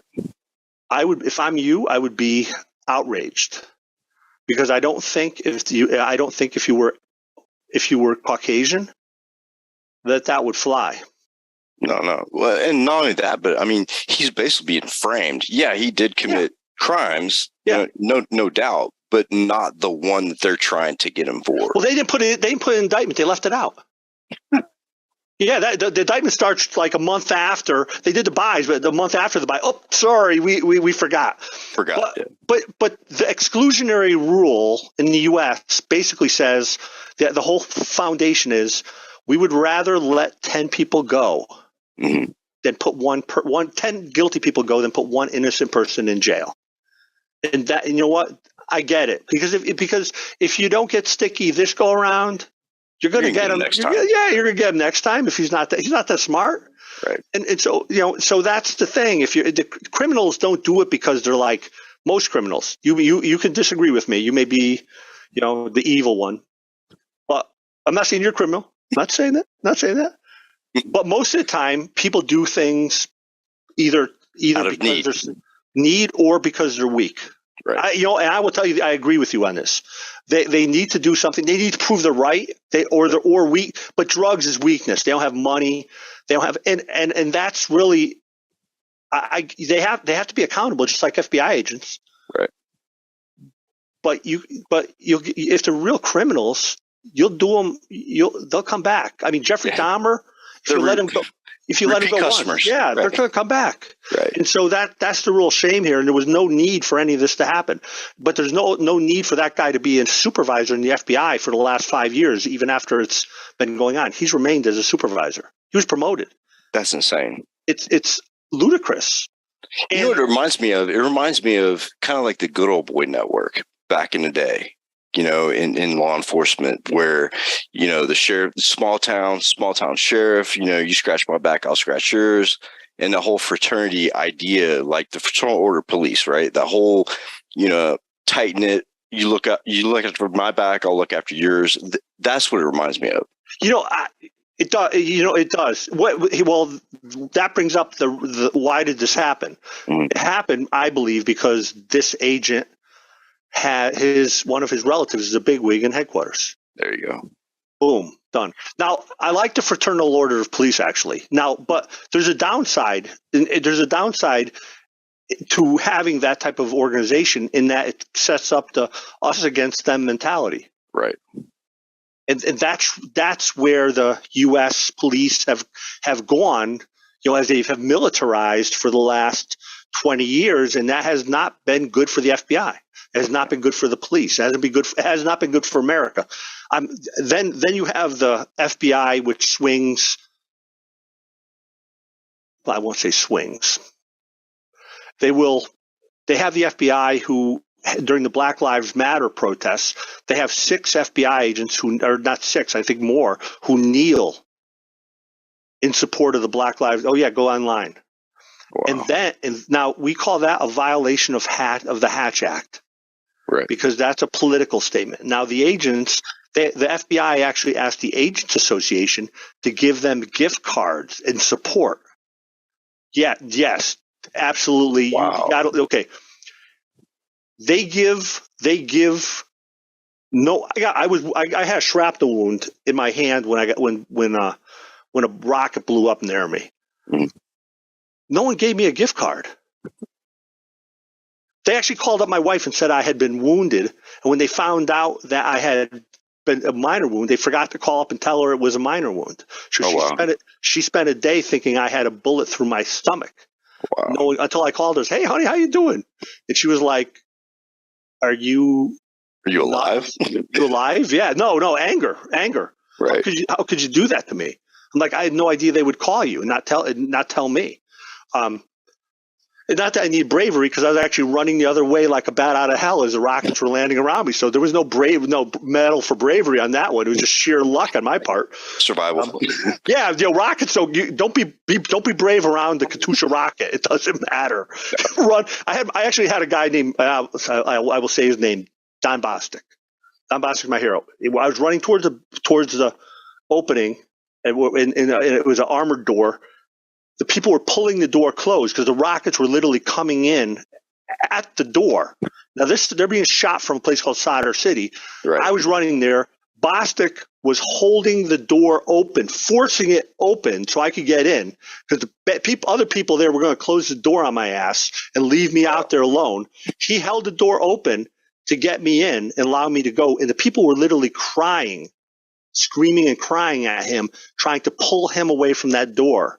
Wow. And pull him out. Now, he is my hero. He's from Louisiana. That's the kind of person.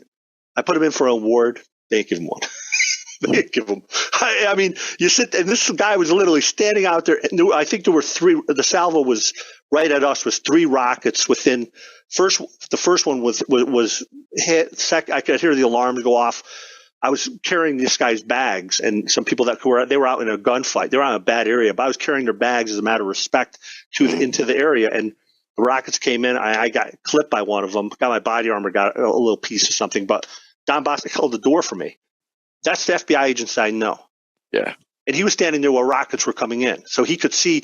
I mean, if you ever see a Katusha rocket, you can actually see it coming in. That's the best part. And there's nothing worse than running at somebody and having their eyes go the size of saucers, going, "Oh shit, I'm dead. Whatever just came in behind me is going to kill me." Right. And he held the door, shut it. So you have those agents. I mean, you have a lot of them. I can name 100 examples of great agents doing great things in really difficult situations. The agent who actually reported this one agent, he calls me up. Kurt, he goes, I want to tell you something. Being a whistleblower in the FBI is the worst. I'm like, he goes, I just can't. It just kills everything you want to do. All you do is just think about it. And I'm like, what are the sounds in the background? And he's like, oh, there's somebody shooting at me. I'm like, Like he's in a firefight talking about how depressed he is about the whistleblowing. He is in a firefight talking about this, and I won't mention which one it is, but where it was it was right near his office. He responded, even though they told him not to do anything. He still went down there because that's what he did. He got trapped behind a wheel well of a car, and he was crouching down and figured at that time he was going to call me up and tell me, "Hey, Kurt, I want to complain about this." And there's guys shooting at him. There's cops shooting. They're screaming at him, "Get away from the car." He stands up. He walks across from the car to the building, and they're screaming, going, "You need to run. It's really bad. They're shooting." He's like, "You think it's bad here? You should see back at my FBI office. It's much worse for me back there." I'm like, so he calls me up, and I'm like, you have to have your head in the game. Right. He's like, "Kurt, I want to be in tears because I'm doing this for my country, and meanwhile, they're trying to fire me." I said, I know, but you have a family." I said, I get it. Your stomach is sick. You're all, and that's that's true. That actually happened.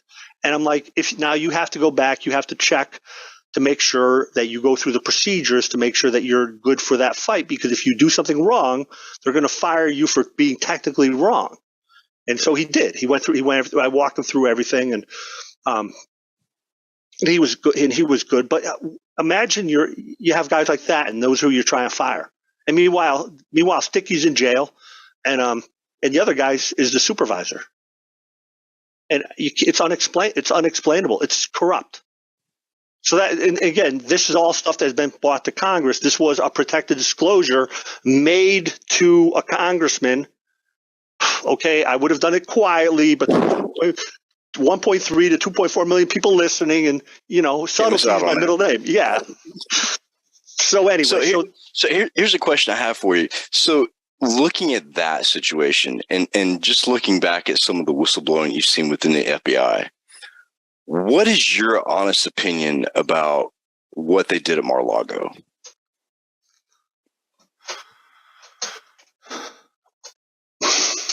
And first of all, this is not something that's an isolated event. Like this is a known issue in the government with documents.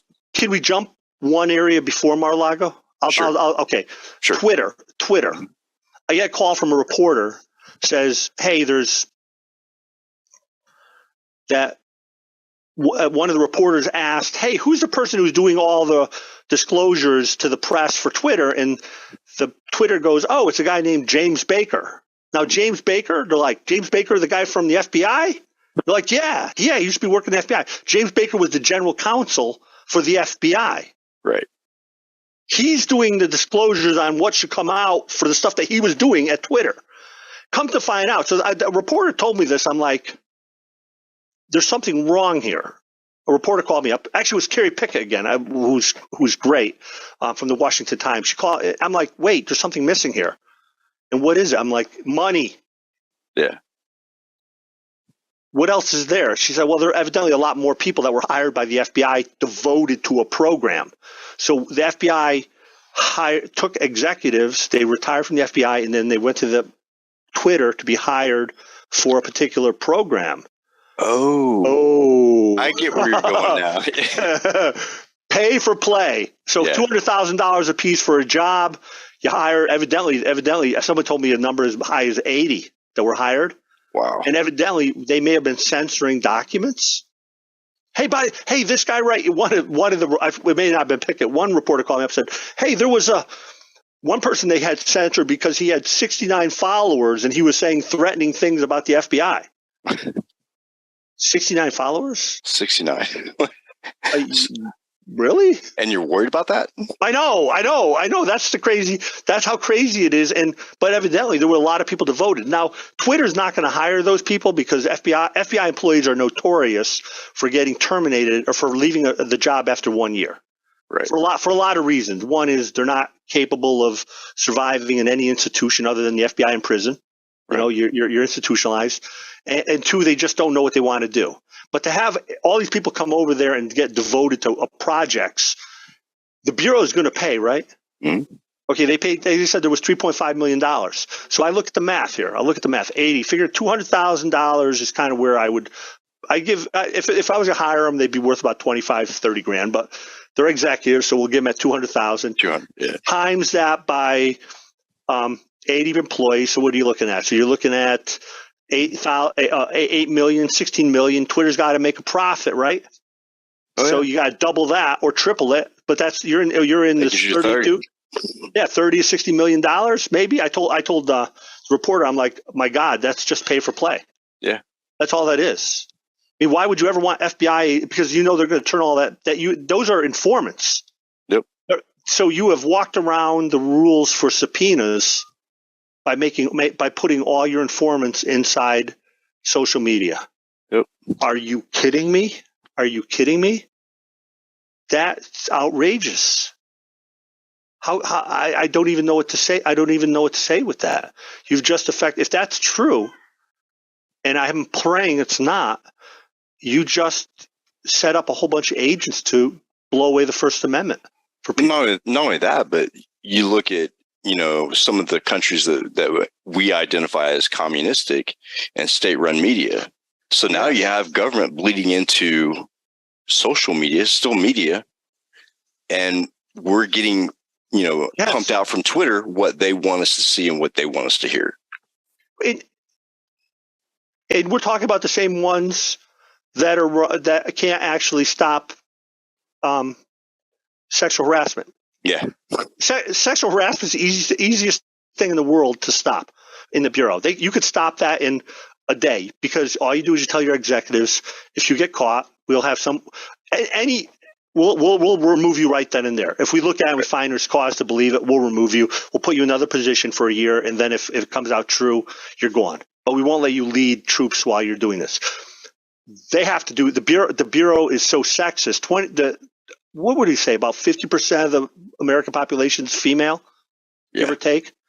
Okay, only 20% of the Bureau's agents are female, and females serve an incredibly important part of the FBI because in a lot of jobs they're as good at investigations as men. Just that simple. In fact, I would say I had a squad, and the best agents on my squad, the top 3 were females, and that wasn't even a close call. They worked so hard that they all had families. Right. And one of them during COVID, I was like, "What are you going to do? You're going to lock people up and drag them to your house because they're not accepting prisoners at jail. What are you going to do with it? You're going to arrest people while you're having the first week of COVID when everything's locked down?" And she's like, "If I have to, yes."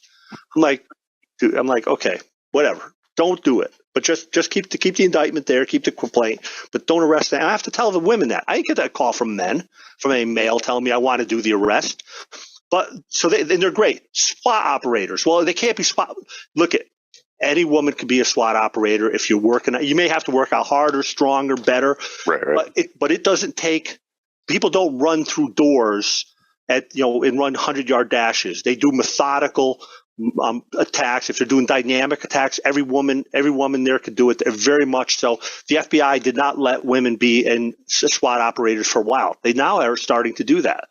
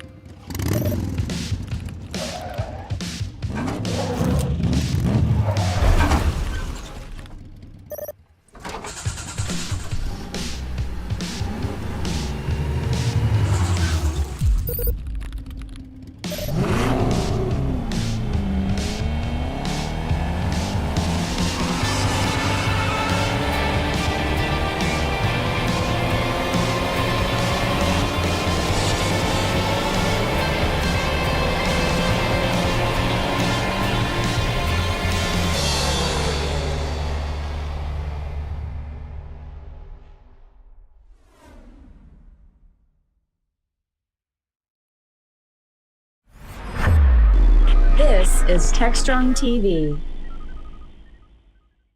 I'm Bonnie Schneider for Techstrong TV. EcoVadis is committed to creating a more environmentally responsible global economy.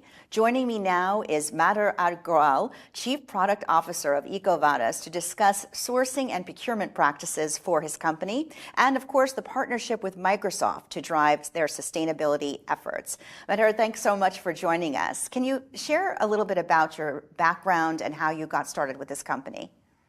Yeah, Bonnie, first of all, thanks for having me. It is super privileged to be with you and your audience at Tech TV. But in terms of getting started, the EcoVadis, which is a French company, was started by two people, Pierre-Francois and Frédéric Trinel, in 2007, correct? Hard to imagine that in 2007, actually, there were a set of people who are passionate about sustainability overall. But the way it got started was Pierre-Francois was at Ariba, which is a well-known procurement software provider, which eventually got bought by SAP. And he received a 125 questions questionnaire from one of the providers, Nokia, actually, at that point of time. And when they followed with Nokia, they said they've sent it to 500 suppliers. And he thought, there must be a better way to do this. And a few weeks later, he read an article where French Railways actually signed up for ethical uniforms for 100,000 of their company employees. And they saw the uptake was more than normal. And actually, Pierre-Francois, being in procurement, knew that this was the actual golden moment when actually sustainable procurement and supply chain was going to actually lead to better outcomes. So it's an interesting story when you think about it. In 2007, many of us probably were like, did not know how to spell sustainability. But they saw these nuggets overall, and little came this idea, which 15 years later is a movement at this space at this time. It's interesting. They really sound like they were ahead of the curve back then. Can you share with us what inspired EcoVadis to launch the sustainability ratings and supplier engagement platform?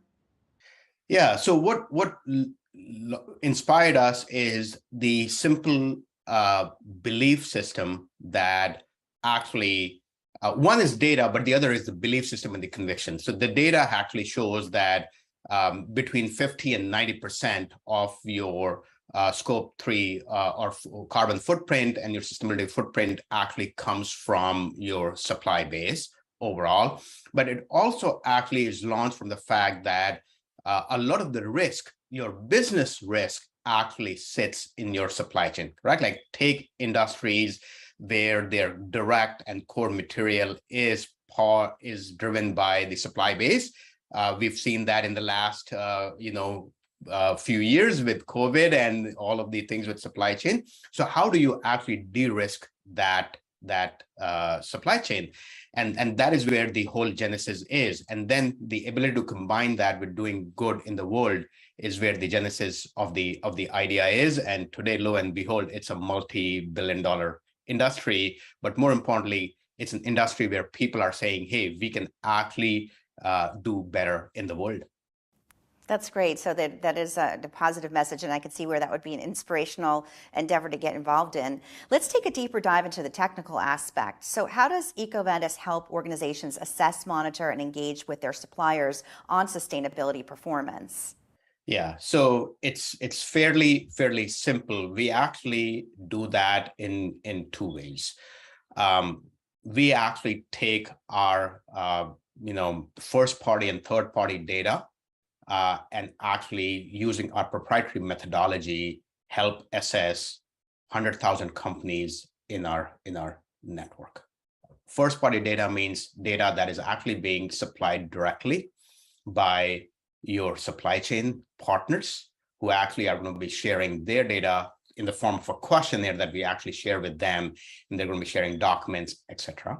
And the third party data is where we actually use our proprietary in-house AI technology to actually scout the web to understand what is being reported actually about the company, how that factors in, whether that is positive, negative, how recent that information is.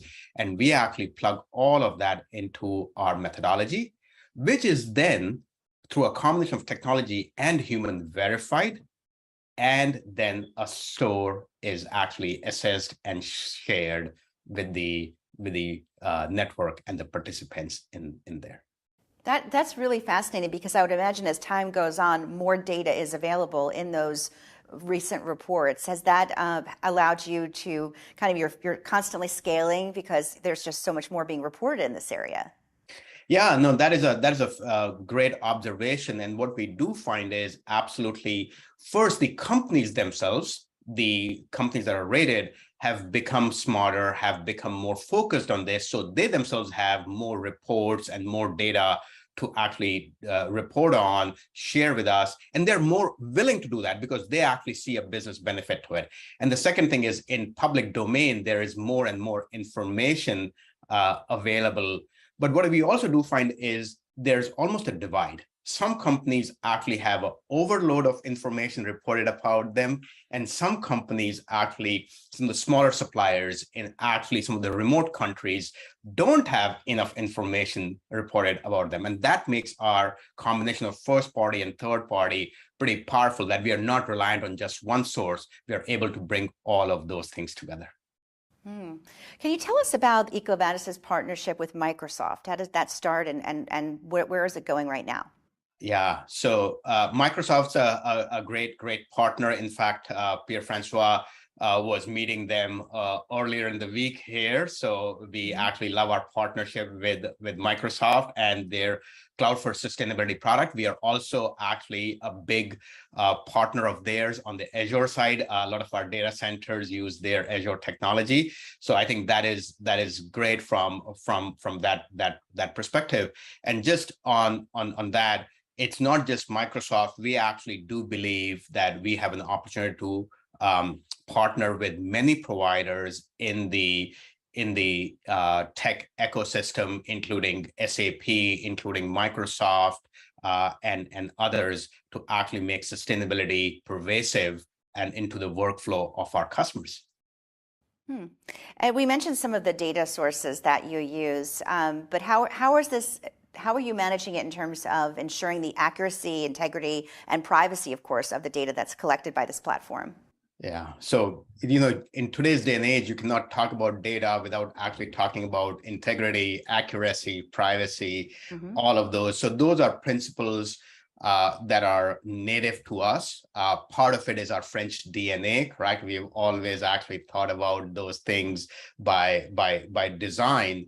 But there are 2 or 3 specific things that we actually do. So you talked about accuracy. I talked about, hey, how we take first-party data and third-party data. But then we actually have large operations and our team of analysts that actually verify that data. Just because you actually happen to share a piece of information does not mean it may be accurate. So we actually have a number of people who are going into the details, verifying for their accuracy. The second is actually, from an integrity perspective, it is built in by design. Not built in by design just from a technology perspective, not just from, hey, ensuring that our data centers are secure and all of those data governance elements are in there, but also from a product design perspective. So as a simple example, in our network by definition has 2 sides, a requesting company and a rated company. Actually, no participant in the network actually has access to each other's information without the participant explicitly giving permission. So if I'm a rated company, I'm a supplier, let's say, I have to say this particular enterprise company is able to see my rating, or they are able to see this specific element of my rating or my data. So we've actually built that into product design for us, and that is a core element for us. A lot of our audience that are watching on Techstrong TV are in the DevOps field. So I wanted to ask you about what challenges EcoVadis faced during the development phase for its platform, and also integrating it with Microsoft's suite of products. Yeah. So on the DevOps side of things, or on the Microsoft, so obviously we've gone through evolution, given that we started in 2007 when DevOps wasn't a term, as your participants would actually know. People were still thinking of their own data centers, as did EcoVadis at that point of time. But over time, we've actually moved to the hyperscalers overall, and actually moved more big part of our workload to the hyperscalers. Now, in terms of the challenges that we run into the same challenges that everyone else in the DevOps field runs into. Is, hey, how do you actually move more and more of the workload to the cloud? How do you actually get resiliency? How do you ensure correct, you have fail safe and all of those things? How do you ensure privacy? How do you ensure data residency requirements are met, in Europe versus in China versus in the US, as an example? So all of those are things that we deal with as well. But I don't know if we deal with that in any more or less fashion than any of your viewers actually deal with. In fact, I would be curious to hear, some of the learnings from them. Yeah, exactly. Now, for the people that are using this platform, your clients, your customers, how can they access and analyze the data in real time? What mechanism do you have for that? Yeah. So again, you talk about the platform, and again, I take this opportunity to say our platform is a network, right? At the end of the day, there is an enterprise company. Think of a Forbes 2000 company that is actually using to rate a large number of their supply base, and then on the other side is 100,000 plus. What we refer to as rated companies, or these are the suppliers. Suppliers is the wrong word, because sometimes these companies are pretty big companies in their own right overall, sort of thing. So what we actually do allow is on our network, we allow people to access our data through API. So obviously we will actually give you data access through API. We'll build in reports to give you insights from there, but then also be able to download some of this data that we believe that you should have access to, while ensuring data privacy, as we talked about earlier in there. So all of those elements are available. Yeah. You mentioned a little bit about automation, and I was wondering if you could kind of expand on that in terms of how you're using automation to streamline your processes. Yeah.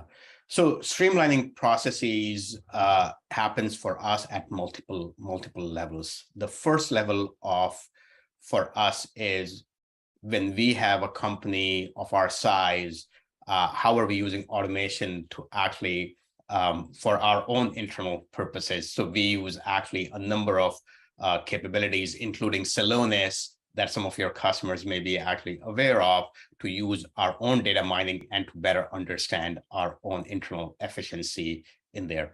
The second thing is automation in terms of, as I talked about, the use of hyperscalers, and then that allows us to actually start automating some of the core engineering tasks that we don't have to spend time on. And then finally, from a product perspective, we actually use AI, ML capabilities to automate some of these tasks, to get additional data sources, partnering with some data providers externally to get more and more of this information, so that we can reduce the burden of reporting on our partners in the network. Well, for our final question, we started with the origin of the company. I'd like to talk about the future. So what is the vision that you have for the future of EcoVadis, and how do you see the company evolving in the next 5 to 10 years? Yeah, so our vision is very simple. Our guiding principle is guide all companies towards a sustainable world, correct? And we use the word thoughtfully, guide all companies, correct? It is not like, small or large or mid companies towards a sustainable world. We recognize that these companies are the main actors in there. Our vision for the future is that we play a small role in actually helping get to, the 2050 Paris Accord and climate agreement, where we only actually raise the temperature by 1.5 degrees by 2050. And we are a small player in that. That is our end goal. That is the vision we are here for. Obviously, sustainability software is the way we do it, but that is the aspiration we're going after. Thank you so much, Madhur. That was a fascinating insight into the sustainability and all the advancements that EcoVadis has made, and we look forward to seeing more of that in the future. Appreciate you joining us today. Thanks for having me. Thank you. That was Madhur Agrawal, Chief Product Officer at EcoVadis. Well, stay with us on Techstrong TV. We're going to have a lot more news coming up.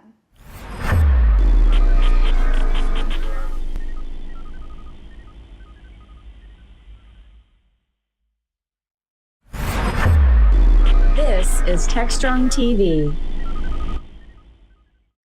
Hi, everybody. Mike Rothman here, GM of Techstrong Research, with another Techstrong TV interview. I'm actually very pleased to welcome my old friend. God, and it's not that you're old, right? But we've been friends for a long time, and it's great when I can do Techstrong TV interviews with folks that I've known for a long time. So, Russ Spittler, CEO of Nudge Security. Russ, introduce yourself. Tell us a little bit about Nudge.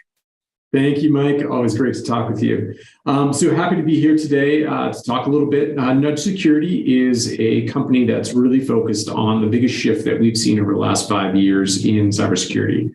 And a lot of people, when you say that, think, oh, well, cloud security, infrastructure as code, all of this stuff. But the reality is it's really focused on how work gets done in organizations. We have seen every single company move to a model where we have completely distributed adoption of technology. You give an employee a week's worth of work, they turn it into an hour's worth of work and a $100 a month subscription, and your customer database is now in another SaaS service. And so at Nudge, we have technology that allows you to discover every SaaS account created by every employee in your organization ever been created, and then we'll give you ongoing monitoring to detect whenever new accounts, new activity happens within those services. And we do this with the idea of embracing that employee choice and making sure that we are solving the problem without trying to change human behavior beyond what we can do. That's right. And I know you guys take a little bit of a novel approach to that discovery, right? Most folks are sitting there trying to, kind of do passive monitoring on the network or tap into, kind of the web proxy or, doing, some mechanism to identify how traffic is going to that SaaS service. You guys take a different approach, right? So why don't you help us understand that a little bit? Yeah, totally. That was like one of the big revelations that we had when we started the company is we're not going to put the genie back in the bottle here. Employees are used to working from too many devices, too many locations, especially today. You grab your kid's iPad or you're using your iPhone or your laptop at home or your computer at work. We're never going to go back to the reality where people drive down the highway, sit down at their desktop at work, plugged into local LAN. That works great when you're doing network monitoring and there's only 15 services out there and it's Salesforce and they only update once a year. These days, we have more than 20,000 different SaaS services. We have employees all over the place. So we realized we needed a new approach. We can't rely on network as a consistent point of monitoring anymore. So what we took advantage of is the design pattern that's consistent in every single SaaS provider out there. And if you think about your experience with literally any service, you sign up and that service wants you to use their service more. And so what they do is they start communicating with the one universal communication mechanism on the internet, and that's email. Yeah. And so we hook into the enterprise email server. We have this beautiful long history because nobody deletes email anymore of everything you ever did. And then we have this beautiful side channel to monitor as we go forward and get to see new activity as it comes through. So that is a novel approach, right? Kind of didn't occur to most folks to, think, wow, all the information that I have to worry about is with an email. But the fact is, kind of a lot of folks continue to be focused on visibility, right? And the newfangled term for visibility, because the security marketing machine always has to be coming up with something, new and shiny, is attack surface management. Right. So these are the tools that, kind of are out there, both scanning, providing agentry, really trying to give you an idea about your exposure, where really a lot of your assets are out there. But and again, I think that the ability to handle a lot of the cloud activity that is happening can be kind of limited. Right. How are you going to integrate with, kind of 9,000 or 20,000, different, SaaS offerings from that standpoint without taking, this old approach of doing passive monitoring. So let's dig into what, kind of effective attack surface management is going to look like, kind of in this new remote, mostly SaaS-based world. Yeah, it's a really interesting shift. And when I think of attack surface management, I sort of feel like we're staring at the car wreck on the side of the road, not looking at the bridge that's about to go out. Because the reality is, if you think about what we're actually doing with those products, we're giving them network ranges, we're giving them domains, we're having them discover largely traditional and legacy IT. And that's really important. And a lot of organizations have a big problem there and they need to get ahead of it. And there's a lot of great solutions. But the reality is most organizations have left the building and they have been charging for the last 5 years, and that pace has increased over the last couple of years. And they're moving those technologies to SaaS-based services. So whether that's NetSuite or Xero for your finance information, or Dropbox and Google Drive and Microsoft OneDrive to replace your old SharePoint servers, we're not using on-premise software anymore. But the most important thing is each one of those new accounts is a new place that somebody can target, a new place that somebody can get into, and frankly, doesn't have a lot of the traditional security controls that you did have in place when you had network segmentations. Things were locked in closets. You had to drive to work again and get in there.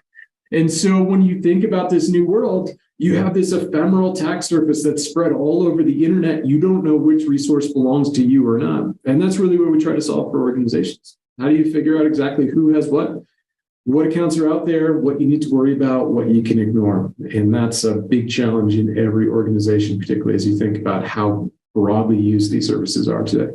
Yeah, it sure is. So let's kind of contrast that to what folks think they have with CASB. Right. So cloud access security brokers, that was kind of the first, hey, integrate with APIs, maybe do, kind of a proxy. Was really this catch-all. And, pretty much every network security provider has some type of, kind of CASB offering now that they're using to try to control these, the usage of these SaaS services. So what are the limitations in that kind of approach relative to, again, what the real issue is in this remote centric, kind of SaaS-focused world?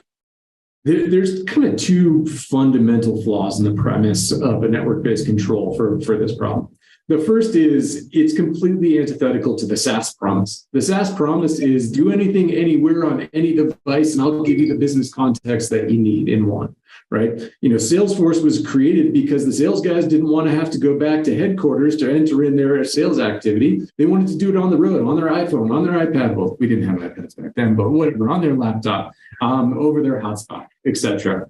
And so when we kind of look at that first fundamental premise, the idea of routing back through the network is one that's trying to be solved by a lot of companies out there. But the reality is, and I lived this at probably the most network-centric security company in the world at my last job, and I'm not going to name names, but it's easy to figure out. Yeah. The number one thing employees did when they couldn't get to a service is turn off their corporate VPN and go on the guest Wi-Fi and go ahead and start doing their job anyways. And so that's fundamental flaw number one, but that kind of keys into that second flaw, which is employees are using these services not because they're trying to, make a headache for security and IT. It's because they're trying to get their job done. And if it's more efficient, if it's easier, if it means another hour at, home with the kids, or like another hour to go walk their dog, they're going to do it. And that's going to be a huge disservice to them if they feel like their employer is getting in the way of getting their work done.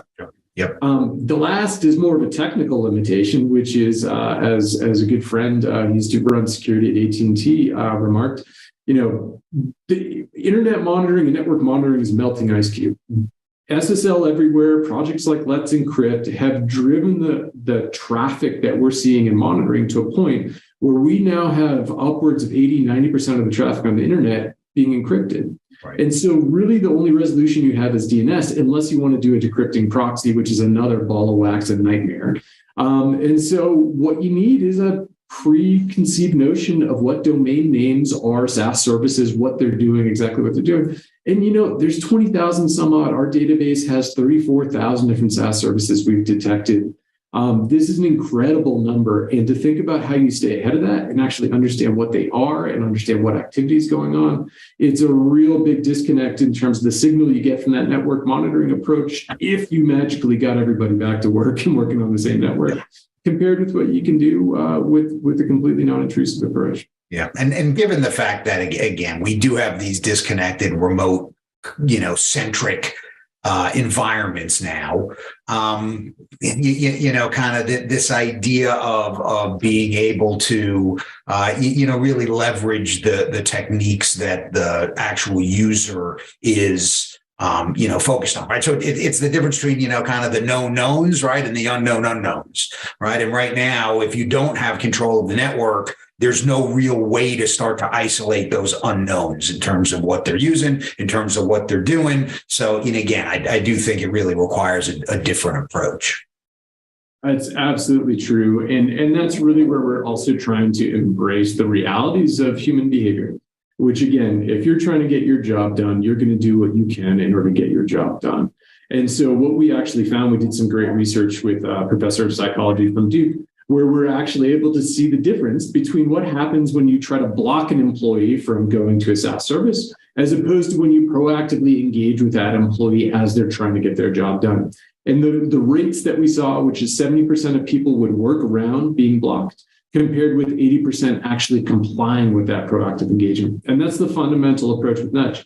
The piece that really comes to mind, what really sort of hit this for me, is when you think about the rate of SaaS usage, we see on average about 3/4 of a SaaS application per employee. So if you have 1,000 employees, that's 750 apps already. Once you get up to 5,000 employees, you're talking about thousands of applications. Now, go to anybody in your security and IT team. They're probably sitting there with, up to their eyeballs in work with 100 applications they're managing. And you say, well, I'm going to 10x that with all the other things that you haven't been managing in your organization. And they're probably just going to quit, right? And so, or quiet quit, right? Just kind of go through the motions. Yeah, exactly. I'm just going to have another coffee and not do this work today. And so what we really need to approach is how do we enlist those employees to help start solving that problem? How do we get them to take the small steps needed to actually give more information to the centralized team? Hey, who's the administrator of, the HubSpot instance that just got set up? Hey, can you click this button and integrate that HubSpot instance into our central monitoring program? Or, hey, can you spend 30 minutes with Mike over here and get it onboarded to Okta? Those are little steps that every employee can do, every employee can take, but we don't know who to talk to. We don't know what apps they're using. We don't know when to make that request. And that's really our focus when we look at that. Yeah. So let's kind of talk about not, we talk about a little bit of a ripple effect, right? But, kind of SaaS is one piece of it. But then we start talking a little bit about, kind of supply chains and how, a lot of these different services are used to build additional services that end up getting delivered to customers, right? So you started to see in your customer base, folks really starting to focus on, again, not just that attack surface in terms of their own employees using some of these SaaS services, but these SaaS services being used as part of an offering that then goes out to customers, which would, again, create a totally different type of exposure and candidly, kind of a much more severe environment or situation if they were to get compromised from that standpoint, because then you're talking about customer data and the like. So if you started to, hear folks talking about, that SaaS supply chain concept as well? Yeah, and this is, again, such a great analogy back to attack surface management, right? When you're worried about the server that you just discovered, you would need to worry about, well, is there an old, Log4j library in there? Is it vulnerable to, a dozen other supply chain attacks with the open source software it's integrated? When you turn that proxy over to the SaaS world, what are you concerned about there? And yeah, perhaps you're worried about the composition of the actual software that you're leveraging, but more importantly, and what we've seen in terms of attack trends is what are the upstream services that are being leveraged in order to provide that? And that could be as simple as they're running on AWS or they're using Mailgun to send out their notifications and emails. Or it could be more complicated, like they use Circle CI in order to actually run their CI process. And so that's an area we've invested a lot of effort in order to not only give people insight into what are the first-party providers that you're leveraging in your organization. Hey, LastPass gets popped. It's not our corporate standard. Who in my organization is using LastPass? Well, these 5 users brought it from home and they love it, right? So I need to talk to those 5 users to deal with that. Now, you've got a more complicated situation. SendGrid gets popped. I don't use SendGrid, but there's 50 providers that are in my list that are leveraging SendGrid. Do I need to be worried about the communication from those providers? Are they part of that? Or Circle CI, right? I don't use Circle CI, but now there's 2 providers in my SaaS supply chain that are leveraging Circle CI upstream. Those are the opportunities and those are the conversations we need to start having, because that's the modern attack vector. That's what we're seeing consistently over the last year. And we chalk up Lapsus Group to, script kiddies and, but the reality is they're taking advantage of one fundamental reality of modern organizations: massive complexity, massive unmapped integrations between all those services, and a whole lot of employees trying to get their job done. Yep. And if I can find a way in and then start to take advantage of that complex ecosystem, they're going to be able to compromise your systems. And that might be through a first party, a second party, or, a supply chain breach. Yep. And suffice to say, I'm pretty comfortable here, Kirk. Wait for it. All right, here's one of my big research epiphanies. There's going to be more SaaS tomorrow than there is today. and when you think about that, as just blatantly obvious as that is, it highlights a lot of the issues that we've been talking about, right? Really understanding what your environment, getting visibility over all of those different SaaS services, understanding, what each of the employees is doing with those SaaS services. We don't even have time to talk about it, but obviously decommissioning, kind of once an employee leaves, especially if it's one of these orphan, types of SaaS services that wasn't necessarily, kind of run through, the corporate machinery, especially smaller companies, have a lot more of that stuff. So just a lot of issues in terms of trying to build a more curated and managed SaaS environment. And our pals at Nudge are, again, helping to, folks understand what's going on, and then, giving you the tools to be able to really start to control that over time in both a manual and an automated fashion. So Russ, if folks are interested in learning more about Nudge, how do they get in touch with you guys? It's as easy as we could make it. NudgeSecurity.com, click 2 buttons and you're in a free trial and you can see how it works for you. And easy to integrate. So it's just really a matter of integrating in with your Office 365 or Google Workplace and you're in.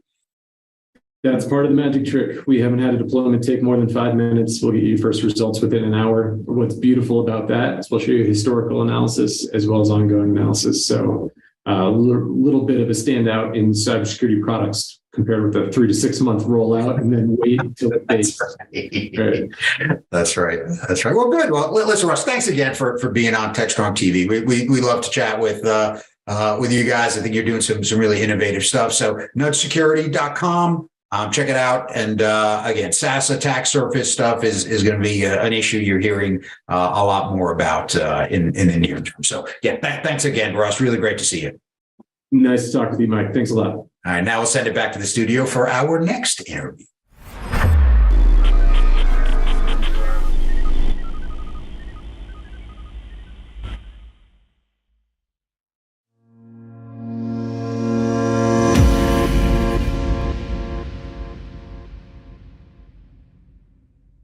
Hi, everybody. This is Mike Rothman, General Manager of Techstrong Research, here with our next panel in the cybersecurity track, software supply chain. It's all about the code. And I'm like really fired up now because I've got a great panel of folks here to illuminate your idea.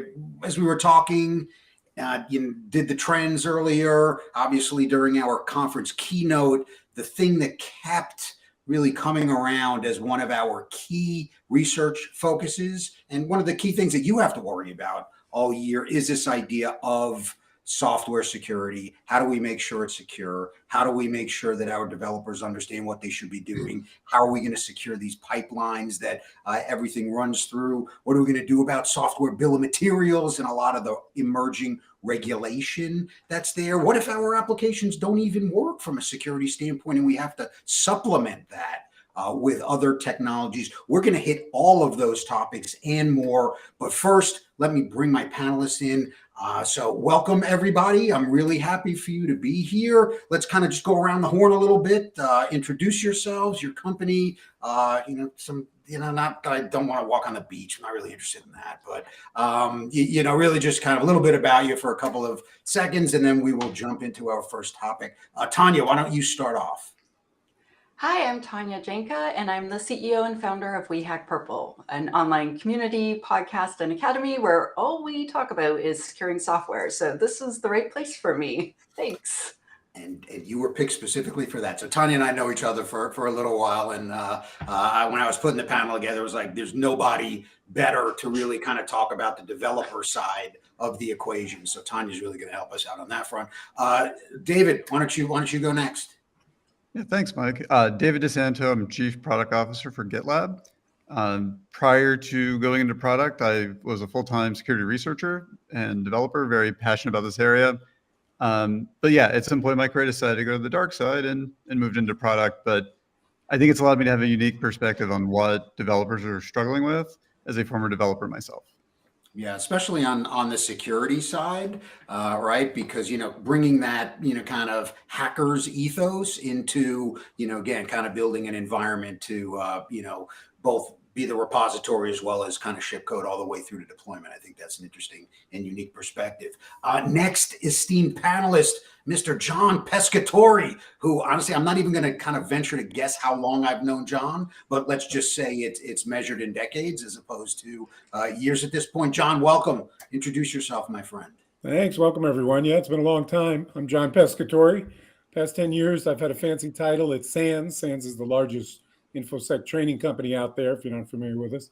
And I spent almost 14 years before that as the lead security analyst at Gartner and started my career out at NSA in the Secret Service and sort of the government side of all this. And just one real quick anecdote. When I got out of college and went to work in NSA, they had an internal newsletter called Crypto Bytes that's declassified now. And in June of, I'll say the year, 1978, I read about buffer overflows in the MVS operating system and how they were exploitable.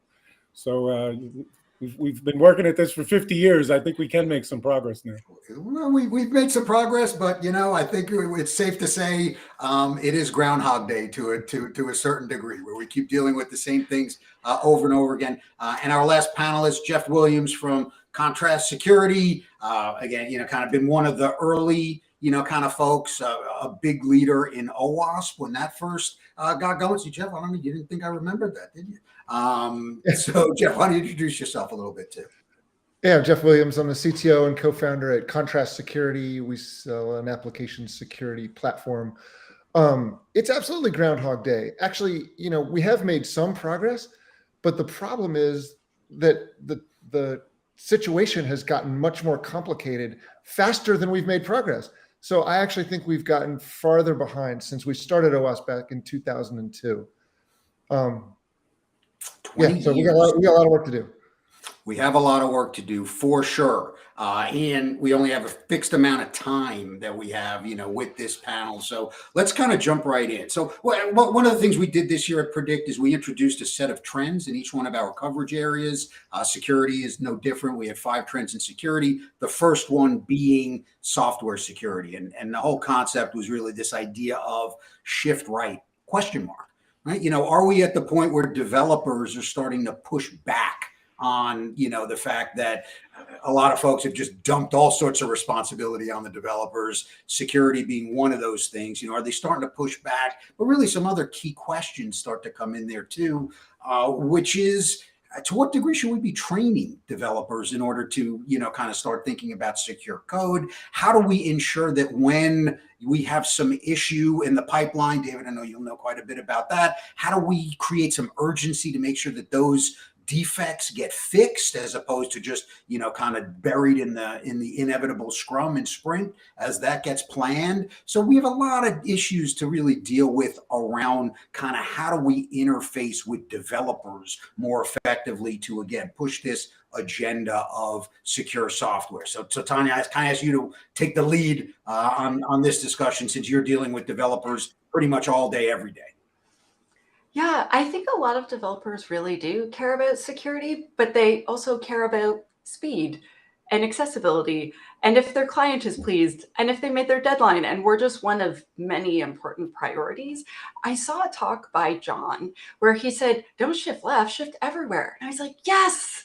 And then I remember Jeff and I having a conversation and him saying that too, because security folks started saying shift left, which means start security earlier in the system development lifecycle. But it did not mean don't do security the rest of the time. It did not mean we don't need to monitor, it's out in prod, we'll just leave it forever. And I think the message got a bit contorted by perhaps some marketing professionals. But anyway, I digress. I think devs really do care about security. I wish that with every boot camp and every computer science class and every learn Python in 30 days, whatever, that they started with security being a part of each thing. So we're going to teach you to get user input. Cool. Now you can get it. Now let's talk about risk. maybe that input isn't so friendly. I feel like if we built it in from the beginning, we could get a lot better results, but we're literally graduating millions of different people into IT every single day. And all those universities and colleges are not that interested in security, unfortunately. So I think that's one place where we could definitely improve. What about everyone else? What does everyone else think? Do devs care? So I believe they do care. I think in my experience, it's about giving developers the tools they need to have to be successful. I like to say, like, developers don't wake up in the morning and say, today I'm going to write a 0-day vulnerability to my app, and then go, yes, at the end of their day, right? Like that's not how they operate. And so if you can make security approachable, then it's less finger pointing where the security team says, hey, you create all the vulnerabilities, developer, like, be better. And it's not the developer saying, like, you gave me this vulnerability a month after I did my work. Like, I don't even remember what I was doing that day, right? So I think it's really, if you give them the tools, they do care about security, because developers want to write the best code, and that best code includes secure code. Yeah, I think I blaming it like on what you said, developers. like we have to give. Go ahead. Oh, go ahead, John. No, go ahead. I was just saying, I think we've got to get developers better tools. I don't think we can train our way out of this. I spent many years teaching secure coding classes, thousands of developers. And Tanya, you're right. They do want to do security, right? For sure. They're interested. Security's cool. But it's not really feasible to teach them about all of the 1,000 CWEs that are out there. They're all complicated and tricky. And modern frameworks are really complicated. Like, it's hard to know which pieces of data are input and which aren't, and which things are dangerous. Like, I guarantee in 15 years of teaching developers, I never taught anybody about log4shell, because it was very hard to predict that sending a untrusted piece of data into a log file would cause a remote code execution. So we can't do it that way. We've got to have better tools to allow developers to write code without making it so dangerous for them to do it. Yeah, I think it's also, we spend a lot of time talking about training the developers, better tools, good stuff. But, think back to when Microsoft finally got security religion, right? Around 2002, when Bill Gates wrote his famous memo. I was spending a lot of time at Gartner sort of tracking them. And it wasn't that they immediately had a secure software development lifecycle, but what they immediately had was the product managers started getting judged. Your product may have shipped, but it didn't go to market if it had these levels of bugs when coming back that required really, really expensive patching and really, really other expensive things for Microsoft to do to test that they would work. The cool thing is seen across the SANS community is, I call it the younger CISOs, but more and more the software architects are coming to the CISO and saying, hey, we got this thing called privacy. It's one of our requirements because we're competing in a marketplace where we got to prove it, or Europe and GDPR and blah, blah, blah. You guys want to join us on this, versus the security group having to force their way in. So things like privacy, instead of calling it security, instead of talking about bad guys, talking about meeting people's need to protect grandma's stuff is a way to get the requirements in and get them being built as features versus annoying things the annoying security people want. Well, let's dig into that a little bit, right? Because I think the highest profile company that has really tried to use security as a major differentiator is, of course, our friends at Apple, right? Kind of that's been one of their hallmarks of, kind of, oh, Google is bad because, the App Store and all that other stuff is total crap. And, you'll just get compromised if you use apps out of that environment, whereas ours is pristine and ours is safe. Right now, I would guess that a lot of folks like their blue bubbles as opposed to a green bubble, so they buy an iPhone. I mean, do you know of folks that have actually decided to buy Apple products because they perceive them to be more secure? I did. Absolutely. Yeah. Last year I did. But then I got an Android phone because I started having, it was just making me so crazy. It wouldn't let me do any of the things I wanted to do because all the people on this call are super users and we abuse our devices. But I definitely switched because of that and then couldn't stand it. But I am not the normal person. And me buying things because I want my personal life to be more secure, I don't know if that's a standard we can across. Well, think of the giant leap we just made here. We went from talking about, I was talking about Windows, where impossible to have a whitelist. We could never make whitelisting work. Now we're talking about the choice between two app stores, two whitelists. That's right. And I ask boards of directors all the time, does it bother you that you can't run every app you want? And they're like, no, why would I want to? That's a huge leap up we've made on this, pretend this is an iPhone, that we've made on these devices that we fought for years we could never get done on the user desktop. People at home are working on are much more secure than they are at work on the PCs they're using at work, AppSec wise. Hey John, you brought up Microsoft back in the 2000s, and one of the things that they did that was, I think, really amazing was introduce ASLR in depth. So they made the platform resilient against developer mistakes. And Apple's done the same thing to a certain extent with things like privacy and permissions and so on. And I think we really need to do that same thing with other kinds of applications like web apps and web APIs. Currently, those environments have, all the developers' code pretty much runs as root with really powerful capabilities. And we can make those things a lot safer by putting it in the platform.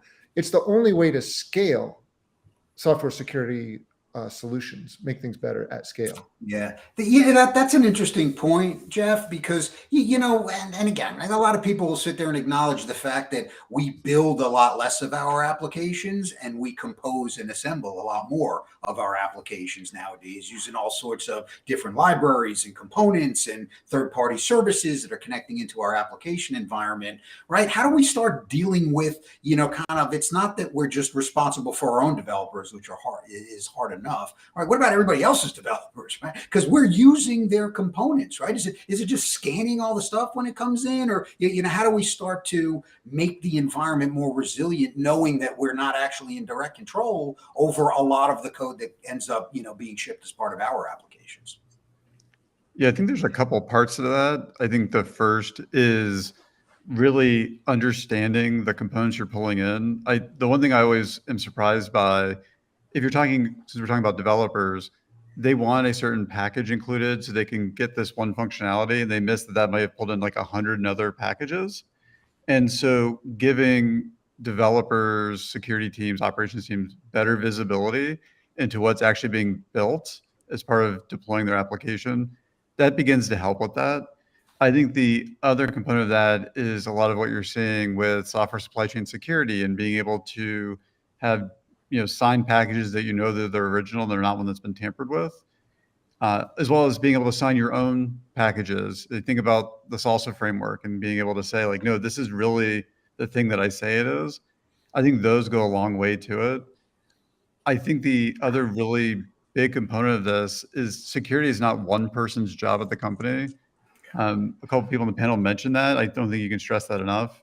You've got developers who feel this onus to write better code. You've got security teams who are up at night worrying about the risk. You've got operations teams who are sometimes stretched really thin, but everyone together, if they're all focused on working together to secure the application, the environment, companies are more successful than if it's a sole person's job. Yeah, I agree with that. And any other comments as we kind of wrap up our developer points? Yeah, Jeff? Hey, Mike, I just wanted to mention, so you started by saying, applications are composed more than written, and it's not really true. If you look at a modern application, it's 2/3 custom code and 1/3 software components that you get from somewhere. That's if you look at the code that actually runs. Now, there's a ton of other dead dependencies that get dragged in, but if you focus on the code that actually runs and actually risky, 2/3 is custom code that people have written. And so a lot of the risk comes from there. The second thing is, like generating an SBOM and like just knowing what components you use isn't really going to tell you very much about whether that piece of software, that application or API is anywhere near secure. Because, it's just like looking at the list of parts. You could build something really awesome out of those parts, or you could build like a bomb out of those parts. It's hard to tell just by looking at the list of ingredients, right? Right. Yeah, and that's right. And actually, that's a great segue into kind of the discussion we really need to have about, kind of the underlying infrastructure for how we process code, right? As it goes from something that comes out of a developer's IDE into the repository, into the testing phase, into, kind of the deployment and the operations piece of it, right? David, you spend a little bit of time, right, dealing with customers as they're kind of dealing with their code and moving it, through these pipelines. So I'd love to get your perspective on what we can do to make, again, this code more resilient, these applications more resilient by how we handle it through that process of, develop, through build to cloud, right? Code to cloud, I guess, is the term that the marketers have come up with for that. But, it's interesting to me, right? Because one of the things about DevOps, one of the things about pipelines that was so compelling to an old security guy was the ability to actually just build this stuff in. Right. And have a lot of these testing frameworks, a lot of the structure in place in order to be, exercising the code with security issues right before it ever hits the deploy on that front. So have you seen that? And what are some of the things that you guys are thinking about in terms of, again, kind of making that environment, not just safe, but also resilient? Yeah, it's a great question. So I think there's a couple different components to that. I like how Tanya started about talking about the misconception of shifting left. A lot of times people say, I shifted left. What they mean is they took their traditional security tools, connected them to the pipeline, and then someone is supposedly looking at the results. Or to a comment that Jeff made earlier that they want to move faster, and then all of a sudden you see them turning those things off because they take a long time to run because they're not built to work within that environment. And so I think when you really talk about that shifting left, it's got to be about context aware scanning, context aware results. And what I mean by that is, hey, I'm a developer. I wrote 20 lines of code. I pushed that 20 lines of code in. I shouldn't see a stack analysis result of the entire project. I should see it about the code I changed. And then to the second part of that is like, how do you drive that sense of urgency as part of that? And I think that's where I go back to if you realize developers don't wake up in the morning, want to write vulnerabilities in their app, if you can present them the security results in a way they can understand them, and Tanya touched on that a little bit at the beginning about the importance of that, then you begin to see that people are proactively wanting to address the problems as they come up. And then if you start to look at it from that point of view, I like the comment earlier that you made about the shifting right. I think you then take those good practices and you also move them the other direction as well, enable the ops team. Though I will say the one thing that's been really interesting to me to watch in the industry and what we're doing at GitLab is like, what does shift left actually mean? And what does it mean to make the entire like CI/CD pipeline secure? And it does actually have to start at the IDE. So Mike, your comment was great, right? So like what we've been trying to do is push those secure results like in real time into the IDE, because you don't have to worry about the code hitting the repository then. Right. And by doing that, you've actually thought about security all the way back to almost like the product manager level. Like I'm running a requirement. What does that requirement look like? How does that now impact the developer? How does that impact the QA team, the security team, the ops team? And then you begin to see that really a much more secure pipeline. I will say the one comment, Jeff, about the dead packages. I think what's interesting about that is I don't think people are fully aware that they pull in all of these different packages, dependencies. They use 5% of it. And then is that 5% the part that's vulnerable, or is it the 95% I'm not touching? And what does that mean? And I think that's the really the kind of like the icing on the cake. If you can get the security to the developer in the IDE and in that planning state, and you get the visibility at the end, if you can get that information about what is actually vulnerable, and there's a lot of really great dependency products like GitLabs that can tell you those things, right? You begin to see what your true risk is, and then you can have a true secure pipeline. So I'm glad you started talking about context, because I think it's critically important that we provide vulnerability information with full context. And what I see is when you move really far left, you lose a lot of the context of what the application is doing, how it works, what systems it talks to on the back end, which packages are used and which aren't, and so on. And so my concern about moving the analysis into the IDE is that you lose all that context and you end up with lots of false positives and lots of false negatives because you're only looking at a kind of a window into the code. If you do that analysis later in the pipeline, when the app is fully assembled and you can actually see it run, you can provide really rich findings with lots of context. And then I think you can report them back into the IDE so that developers can get that accuracy and that rich context in their findings. But doing the analysis with just super far left, just against the source code doesn't make a lot of sense to me. I think you're there is static analysis and dynamic analysis. I agree with you on the dynamic analysis. You need more of the context of the app. But if it is a SQL injection and it's not properly escaped, that's not going to be a false positive. That's going to tell the developer, hey, you forgot to escape this line, right? I agree with you that there's a need for context, but I think you have baseline context on a static analysis scan that could identify those things so they don't hit the project first. Static analysis, false positives on so SQL injection all the time, like 70% false positive rate. It's I don't know. I think a lot of it gets back to, I don't think that either of these are mutually exclusive. Obviously, Jeff has one point of view given what he's done for the last 20 years. David has another point of view given what he does, every day and coming and seeing that. And I think that's okay, right? I mean, I think that the answer is, at the end of the day, we have to figure out a way to get the information to the developers with the context and the urgency so that they understand what they need to fix. Right. Because, again, what is a critical one? What is, just something that we can put into the, again, feature list or defect list or what have you? What needs to block a build? Right. So that's kind of the thing. Right. I mean, the point is, Jeff, when you get to a point where the whole thing is fully functioning and running in the environment, is that when I block the build? Is there some way to block it earlier so that, kind of I'm not spending all this time, with all this code, before that? So again, I don't know that there's a right answer and a wrong answer, but I think there are multiple point of views there. So what I want to do is kind of dig into this whole, when can we break the build? Right? Because I work with a lot of companies and I say, hey, what circumstances do you break the build? We don't. Oh, what do you mean? They're like, well, we've got no, and what they're really saying without saying it is, we've got no juice in the organization and the developers pretty much do whatever they want and it's all about shipping code and it's not about security. Right. So how do you start to introduce that concept in? And by the way, David and Jeff, you guys are you're software companies, right? You work for software companies. So do you have a different perspective on, when you break the build? Do you always break the build if it's a critical one? Or, again, I just love to kind of have that perspective too, because I think that's part of it as well. Identifying the defect is one part of it. What we're going to do about it on the back end is certainly another part of it. And John and Tanya, if you guys want to jump in, again, be welcome to do that as well. Yeah, I'll throw out an idea. Oh, go ahead, Tanya. I feel like if you want to be able to break the build, you need buy-in with the software developers first, and you need to run your tools in alerting mode and screen out as many false positives as possible.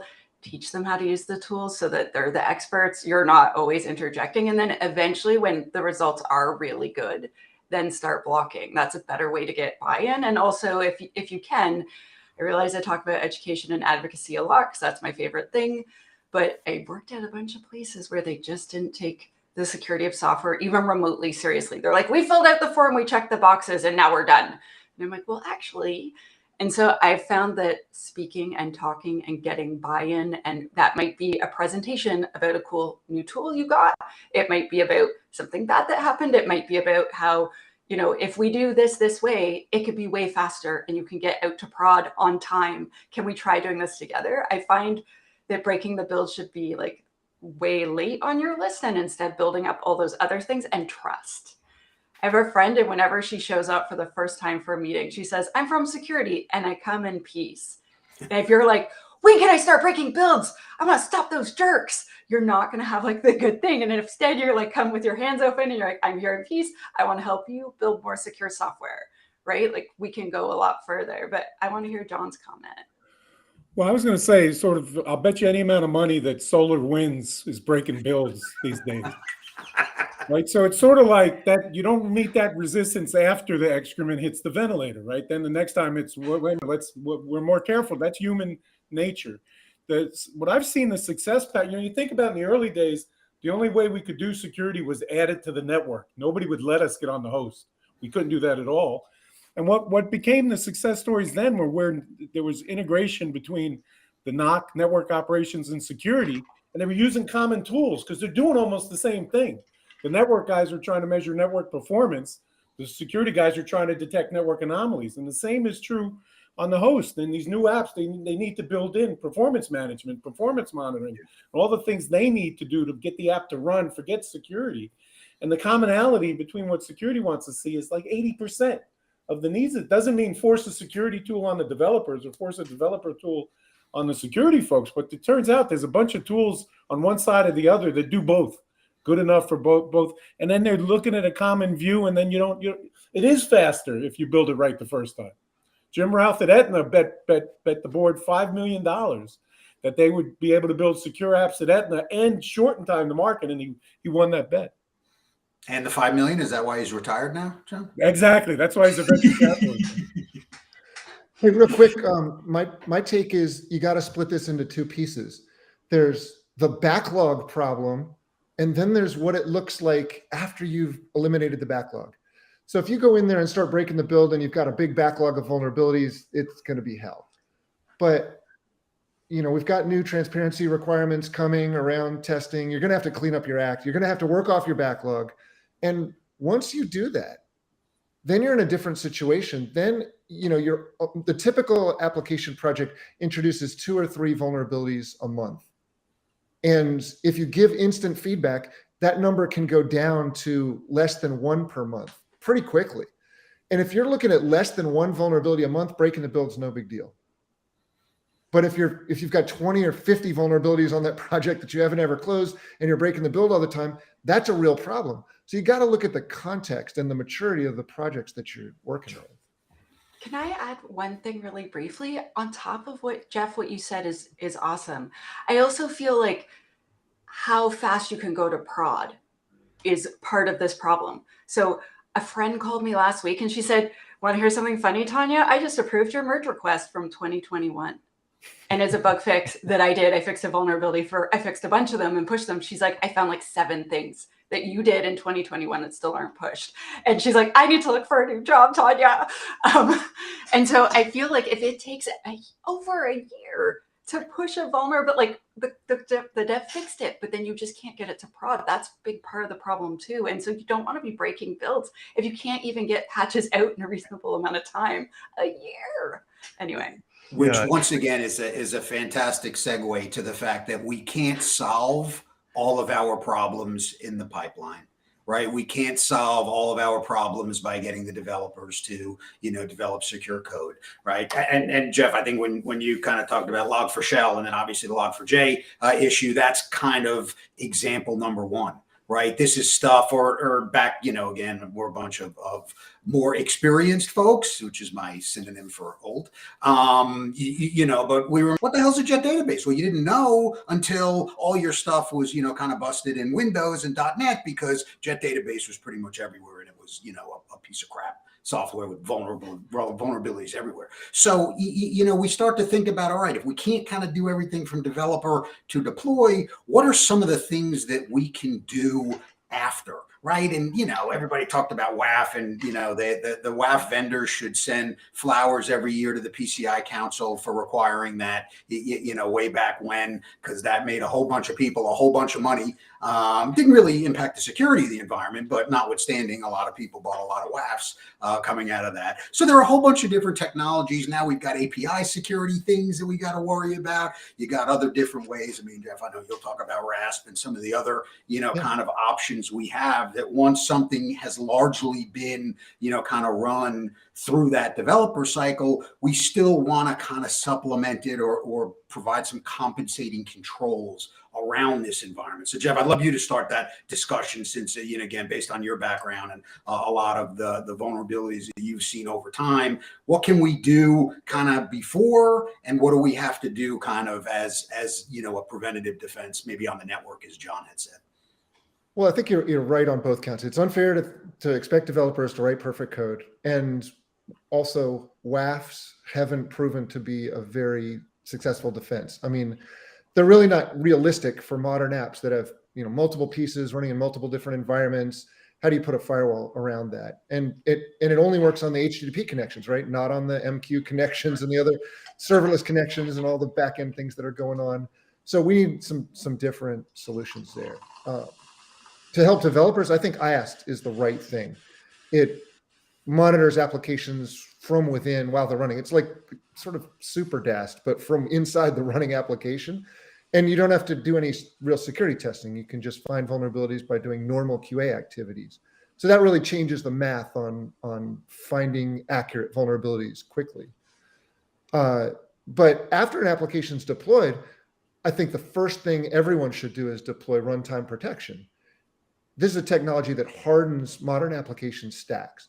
So if you think about your modern stack, it's got all kinds of dangerous stuff in it, like, SQL connections and expression language evaluators and unsafe deserialization engines and so on. And RASP adds protections around those dangerous capabilities to make it difficult for developers to use them incorrectly.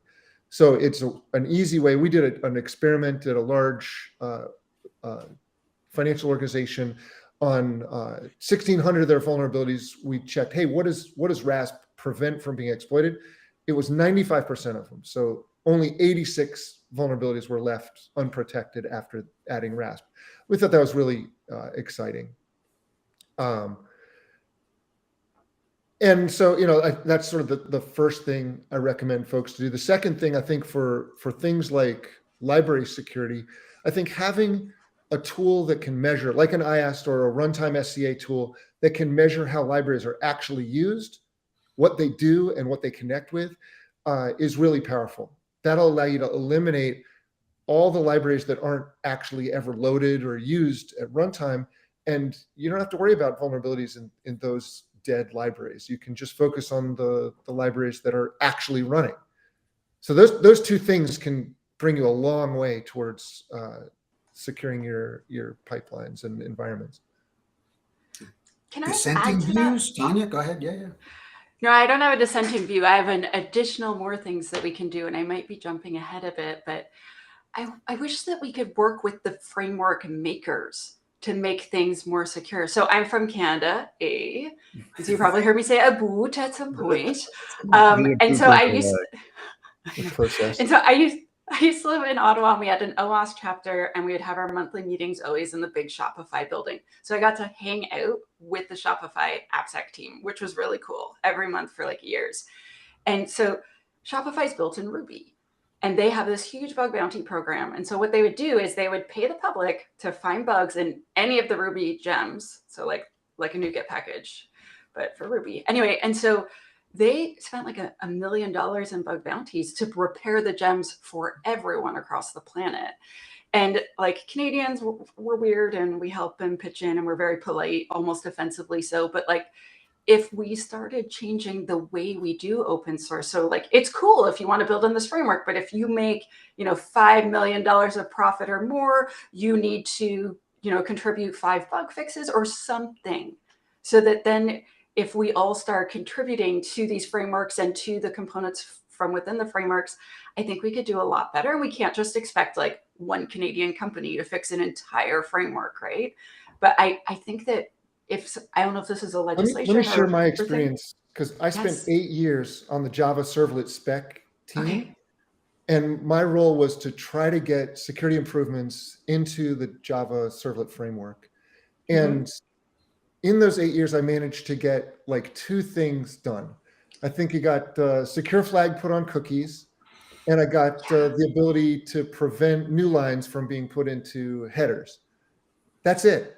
I had a list of about 40 things that really needed to be done. And it's insanely difficult to do this, even for one framework. And there are hundreds of frameworks.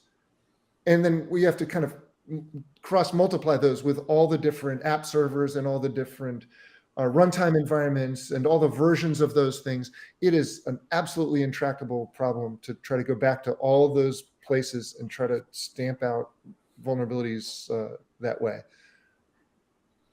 Did you try breaking them with cookies? Awesome, but I just don't see it. Yeah. Oh, that sucks. Now I'm depressed, Jeff.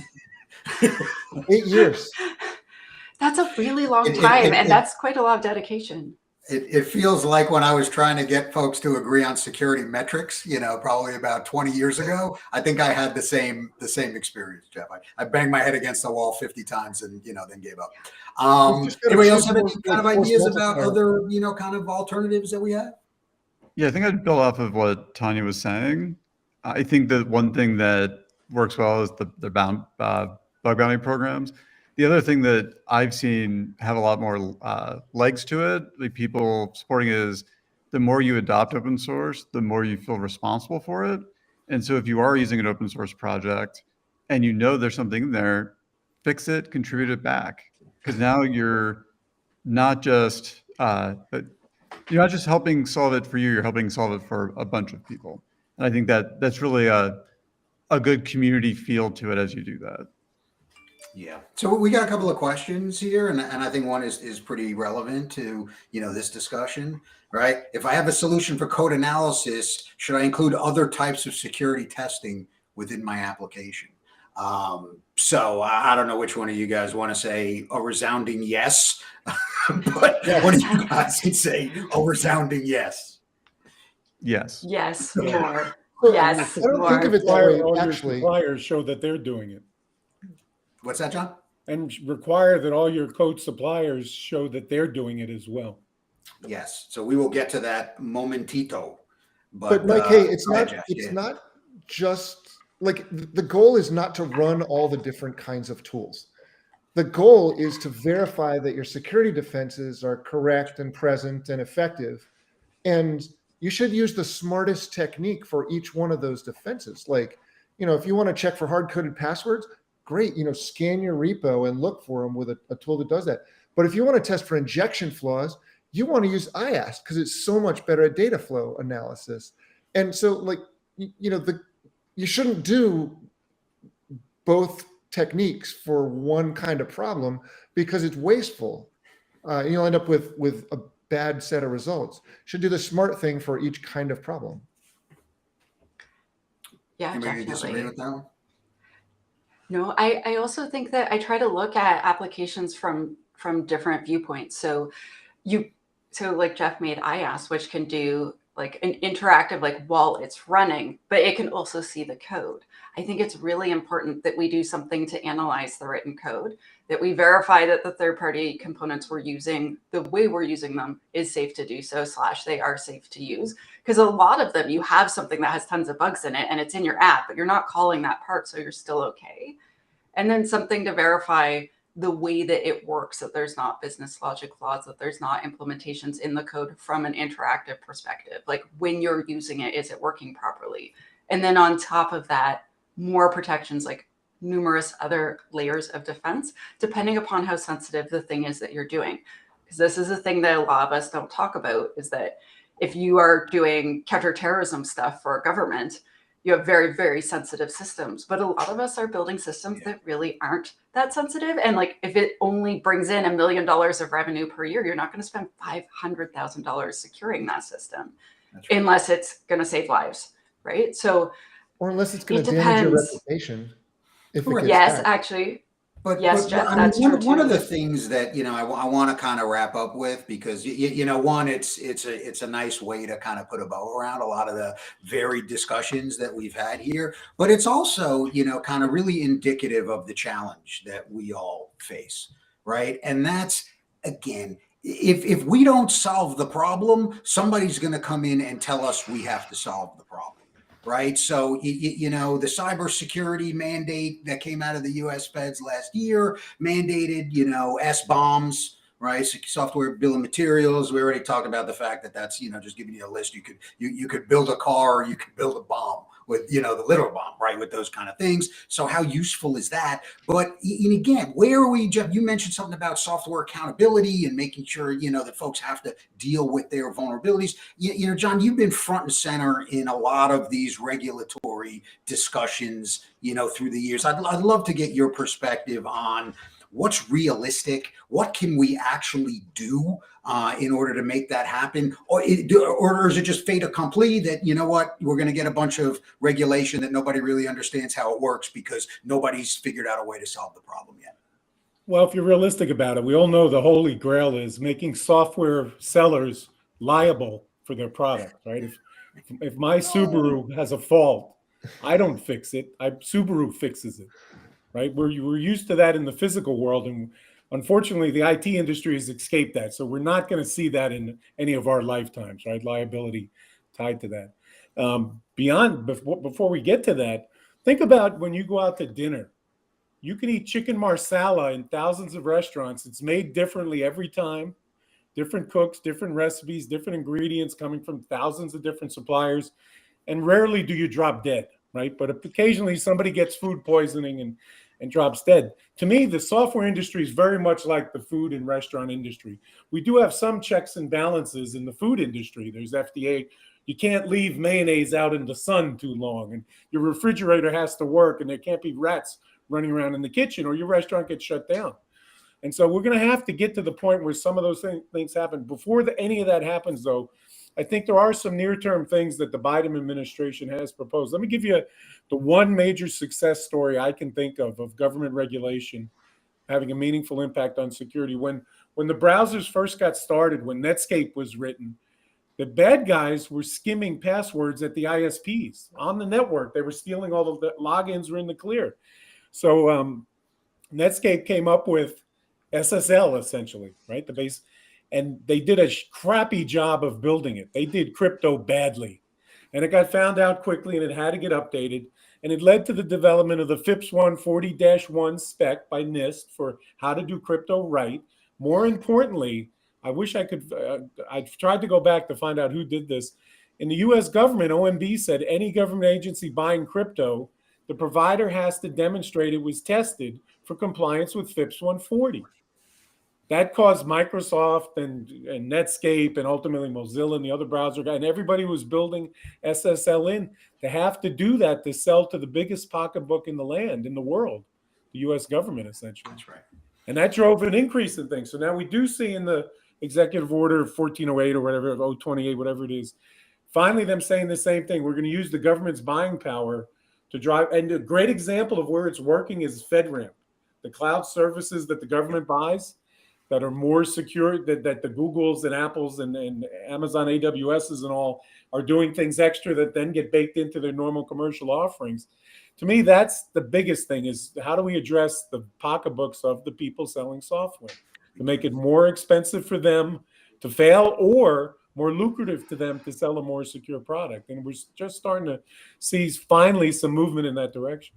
Yeah, that's right. And I think that's a great way to wrap things up, John. So thank you for that. I want to thank everybody on the panel, Jeff Williams, David DeSanto, Tanya Janka, of course, John Pescatori. There's so much and so many different layers to software security that we've got to continue to peel back. Obviously, Techstrong Research, it's a major part of our coverage, given where we sit in between DevOps and cloud native and security. So that's going to be something we're going to be doing, throughout the year. But again, I want to thank everybody for their time today, and we will see you later on.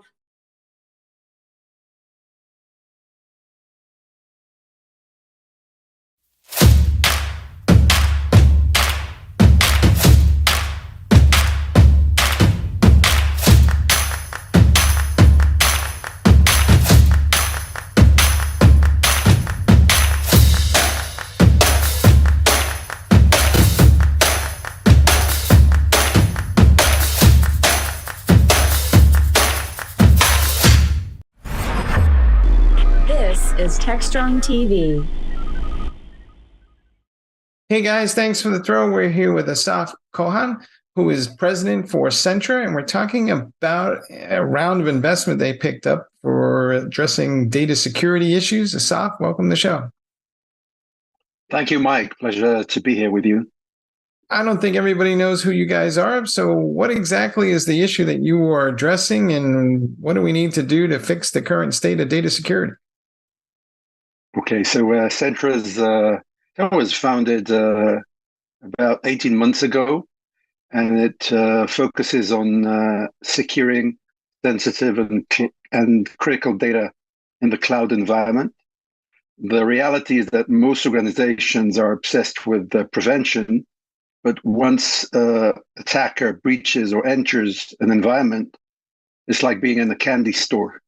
Sensitive data is all over. It's not secured, it's not protected, and in many cases, a substantial amount of organizations don't really know where their sensitive data is. So Centra basically fixes this problem. It classifies, discovers, and assesses the risk to the data, and after that, enables organizations to apply the correct security controls and policies very specifically and accurately on the sensitive data itself rather than protecting all the rest. There's a lot of folks who would say we should just encrypt everything in the cloud. You hear Amazon talking about that all the time. Is that feasible for organizations, or do we need to kind of have a different approach for different data based on its sensitivity? So the primary feature or the idea behind the cloud is to unlock the potential of data and really to transform data into actionable insights and knowledge. The reality that it's extremely complicated to encrypt data in all cloud environments, because then you can't process it, then you can't manipulate it, then you can't get the insights because you have to decrypt it in order to do it. So it sounds good, but in reality, most organizations have cloud, multi-cloud, data lakes, endpoints, and services coming from third parties' application. If you would encrypt everything, it would be ideal, but you wouldn't be able to process and understand the data. Who's in charge of classification of data these days? Because I feel like sometimes, the IT people tend to treat all data relatively equally. The security people wouldn't know what data is sensitive, and the business people might, but they're too busy or they don't often classify it. So how do I kind of navigate this issue when I got 3 stakeholders who are not fully in charge of anything? Mike, this is spot on, and you touch one of the most complicated questions in organization nowadays. Who's in charge of the data? And it happens to be that there are many stakeholders in charge of the data. So as you said, it's the people who monetize data, who create revenue, the engineers who build applications and services, the compliance and the privacy guys who maintain privacy and regulation, and the security teams who have to protect it. So in reality, in some organizations, it's located under the CDO, the Chief Digital Officer or the Data Officer. But in many organizations, there's not yet a CDO. And in reality, there are multiple stakeholders who have to align together and find a way to collaborate in order to make out the most of the data, to make the data profitable, secure, and align with regulation, of course, to develop great product. So it's a complicated task. There's a lot of folks who say they secure data. What would differentiate you guys from the other players in the marketplace? How did you kind of uniquely go about solving this particular issue? So I would define it on 2 levels. First of all, we are totally 100% cloud native. Our technology wasn't born on the on-premise environment. It was born in the cloud. It takes the resources of the cloud to the full extent. So it will be the compute, the storage, the services, and obviously the automation with the cloud enables. The second layer, which is more strategical, Centra looks at the entirety of the cloud environment. So we look at the infrastructure layer, we look at the platform layer, and we look at the SaaS layer. So basically, our vision is to be able to protect, identify, and secure data wherever it is. We're agnostic to what a vendor is holding the data. It might be in Snowflake or in GCP or in Azure or in AWS or in MongoDB or in 365 or any other Salesforce SaaS application. Centra will discover your sensitive data and assess the risk and help you to secure the most valuable data. And this is really the unique feature about Centra. No companies or vendors are so obsessed and focused on cloud. Most of them come from the on-prem environment. Their technology is bulky, and it's very hard to migrate these kinds of technologies from these environments to the cloud environment and maintain effectiveness. And they're also very costly. Centra has a very, very unique model of doing it in a very reasonable and low cost price for the customer. We take sometimes the models we used in the past and apply them to new platforms such as the cloud, and I think this is no different. Do you think that maybe we're a little obsessed with thinking about the cloud as something that has a perimeter that needs to be protected, and we're not focused enough on just securing the data. And if we did that, we might not have to spend as much on the perimeter. Yeah. Yeah, again, Mike, excellent point you're bringing up here. In the cloud, there's no perimeter. It's very hard to define the network.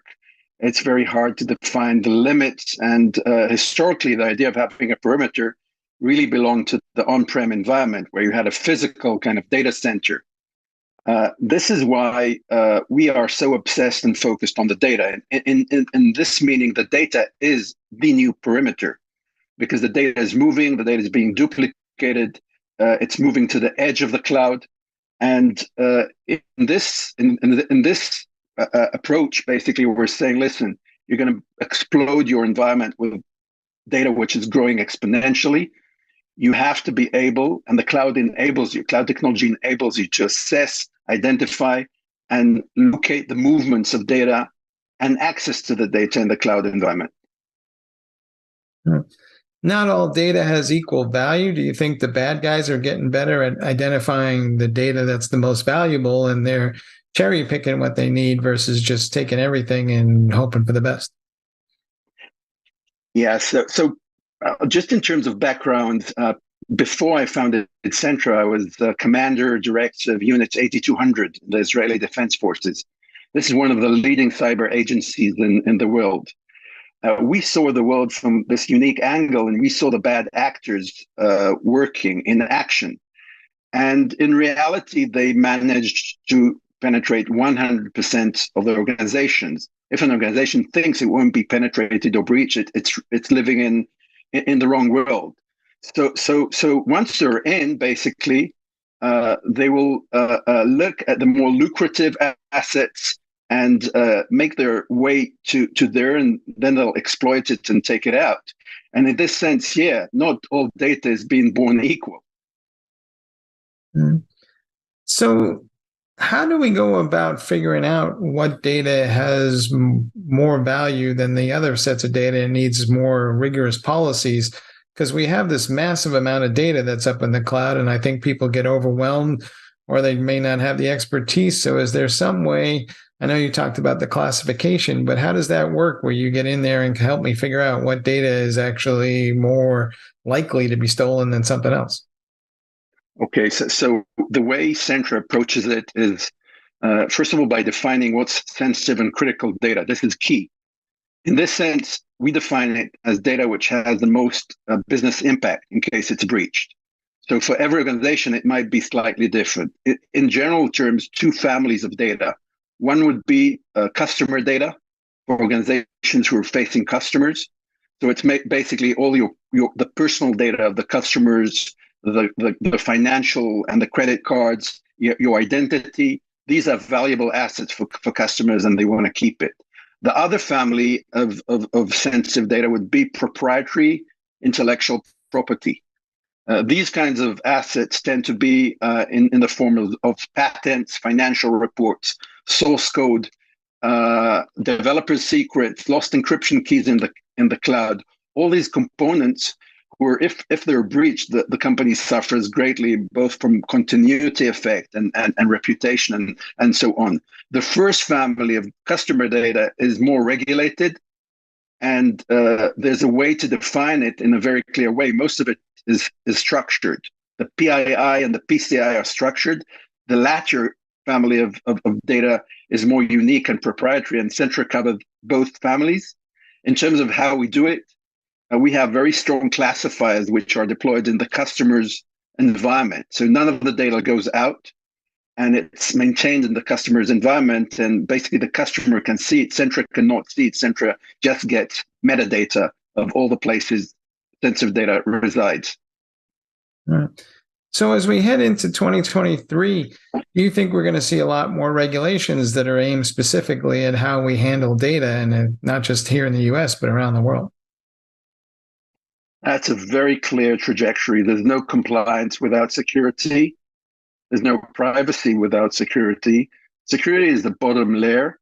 And we'll also see much of third-party regulation coming in because the third-party vendors were hooking into the cloud environments and the SaaS ecosystem.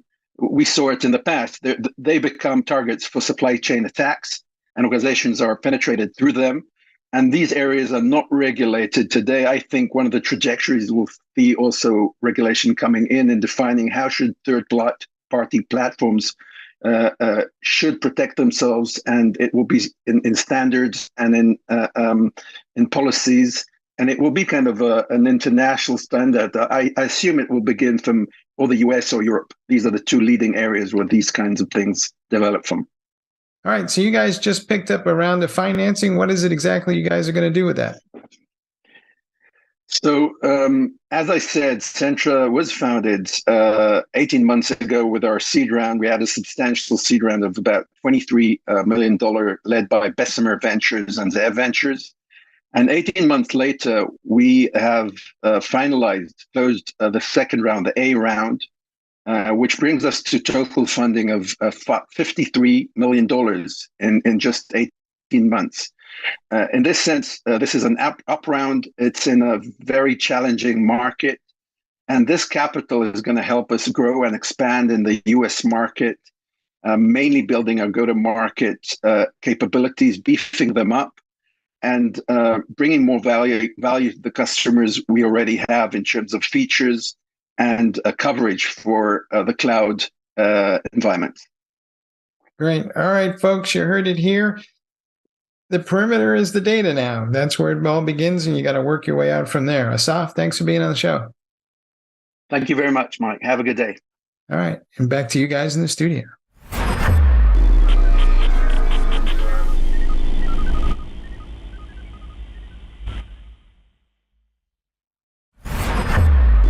This is Techstrong TV. Hey guys, thanks for the throw. We're here with Uptal Bhatt, who is Chief Marketing Officer for Tigera, and we're talking about runtime security in the age of Kubernetes and what's going on in that whole space. Uptal, welcome to the show. Thank you very much, Mike. Thanks for the opportunity. What makes securing Kubernetes different? We've been securing runtimes forever and a day, but there seems to be a lot of nuances and a lot of focus on platforms that are designed specifically for Kubernetes. And so what drives that conversation? Yeah, an excellent question. Yeah, Kubernetes is fundamentally different in a few different ways, right? One is compared to your traditional infrastructure, the Kubernetes infrastructure is fairly ephemeral, and sometimes you have pods that are they exist only for 5 minutes and then they disappear, and sometimes they are there for a longer duration.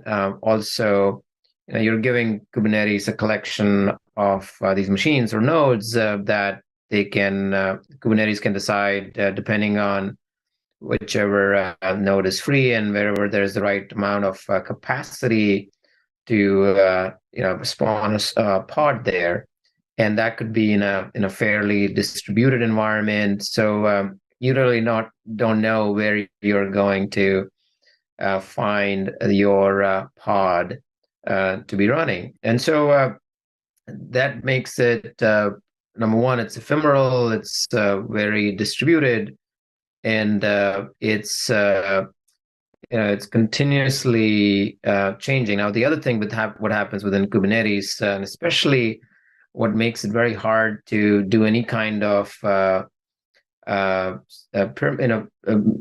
apply any perimeter-based security, is that inside the Kubernetes cluster, the IP addresses are not fixed, and so these pods they'll have ever-changing IP addresses. So traditionally, when you had tools like your firewalls that relied on a fixed network address to protect or allow or deny traffic, those types of technologies just won't work in a Kubernetes environment.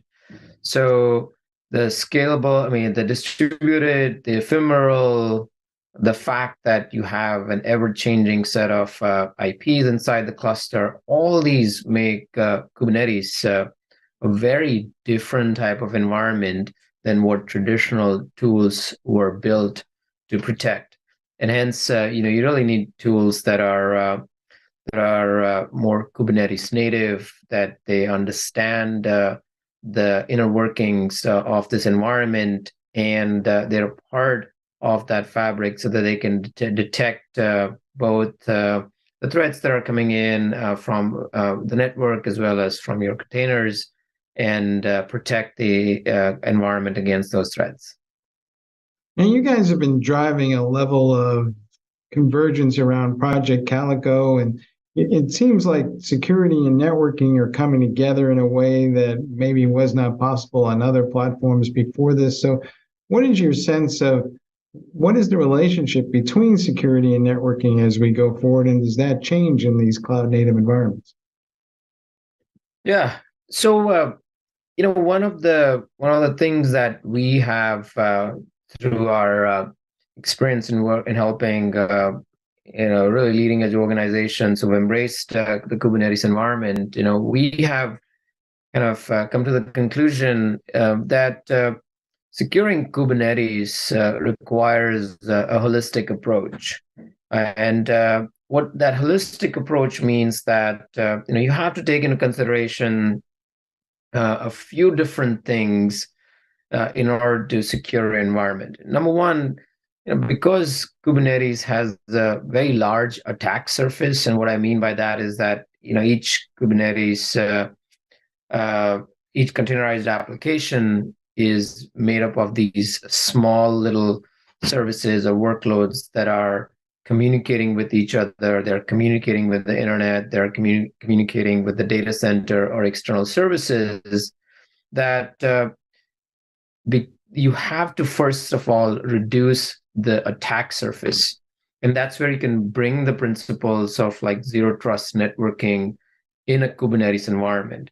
That now the same principles that a traditional networking environment would use to limit the number of ways your application can access other resources outside your trusted zone, or other external parties can access your application. The same principles need to be applied at a very granular level to Kubernetes, where each pod or each workload needs to have the right level of access controls configured, where you need to have the right level of segmentation or microsegmentation built in just out of the gate, right? So that's kind of taking those principles of zero trust and applying that to Kubernetes. The net result of that is that when the application has been deployed, there are just fewer ways that your attackers can get into your environment because you've locked all those access points. So that's number one. And that is something that the foundation of Project Calico provides our platform, right? Project Calico was all about, it's a Kubernetes native container networking and security environment, and it enforces policies at the pod level, at the namespace level, and these policies are granular, and then they can determine who can and who cannot access your given workload or service. So that's number one, and that's given to us by the foundation of Project Calico. What we've done on top of that is that we said, all right, so now we have reduced the attack surface of your application, but we have to assume that attackers will find a way around that to still get inside your application. So the question is, if they do, how are they going to do it? And can we detect those types of attacks and stop them? And so we kind of, as we look at it, we see four different types of vectors. One is that you can have your attackers come into you from the network. So your cluster is communicating outside. It could be communicating with a malicious server, or there could be traffic from the outside coming in. So that's number one, network-based attacks. Number two is that as you are building your application, your image may have vulnerability, or your image may have been compromised. And when you're creating a container, the container may have a malware already loaded on it. And so you can have attacks that originate from the container. So you have to protect or detect both types of attacks. That's number one. Number two is that you have attacks that are known, where you already know the signature of the attacks because Alien Vault or MISP databases, they've already kind of captured the history of these attacks and identified their signatures, and so you can leverage that. Or there are attacks that are kind of zero-day attacks, which are entirely new and you don't know about them. So we provide detection capabilities for all those scenarios. So number one, when it comes to network-based attacks, we have a workload-centric firewall, for example. The workload-centric firewall, what it does is it automatically detects any type of OWASP 10 attacks, cross-site scripting, SQL injection, things like that, and it blocks them. Number two, what we do is we have an intrusion detection and prevention system. We integrate with threat intelligence feeds like Alien Vault, or if you're using your own custom threat intelligence provider like a CrowdStrike, you can bring that in. And what we do is we look at what are the IP addresses that are malicious, and we block traffic from to and from any of those IP addresses. So that's number two. Number three, what we do is we keep a database of process file hashes, and these file hashes are essentially malware signatures. So we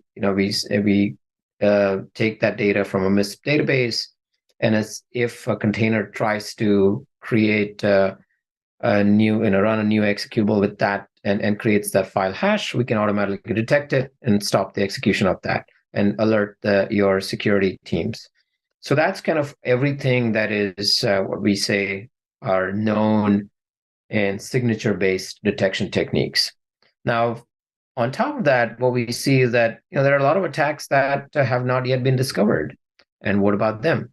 So we have fairly advanced capabilities that rely on eBPF-based programs and probes that will monitor both the container activity. So we will look at syscalls, we will look at file access, and we will what we'll do is we'll monitor this container activity and look for signs of compromise, right, or signatures of attacks. Sorry. And for example, if a pod is trying to access a file that it's not supposed to, or it makes a syscall that it's not supposed to, that's automatically flagged as, hey, there's something going on that needs to be looked at. And so we have these eBPF probes that monitor all this activity, and on top of that, we write these out-of-the-box detectors. So we have detectors that cover pretty much all types of techniques or tactics described in the MITRE framework, both for containers and for network. And these detectors will take that data that we have collected, apply the detection logic, and then if there's a match, then we'll say, all right, it looks like you may have an attack underway in this area of your application. And as soon as we get that, we will alert your security team. So that's kind of the second part. Just to recap, the first was reducing the attack surface with principles of zero trust. Second part was very sophisticated detection that's it's comprehensive because it looks at network, it looks at container, it looks at both signature-based attacks and behavioral attacks. And the best part about our detection is that it's plug and play.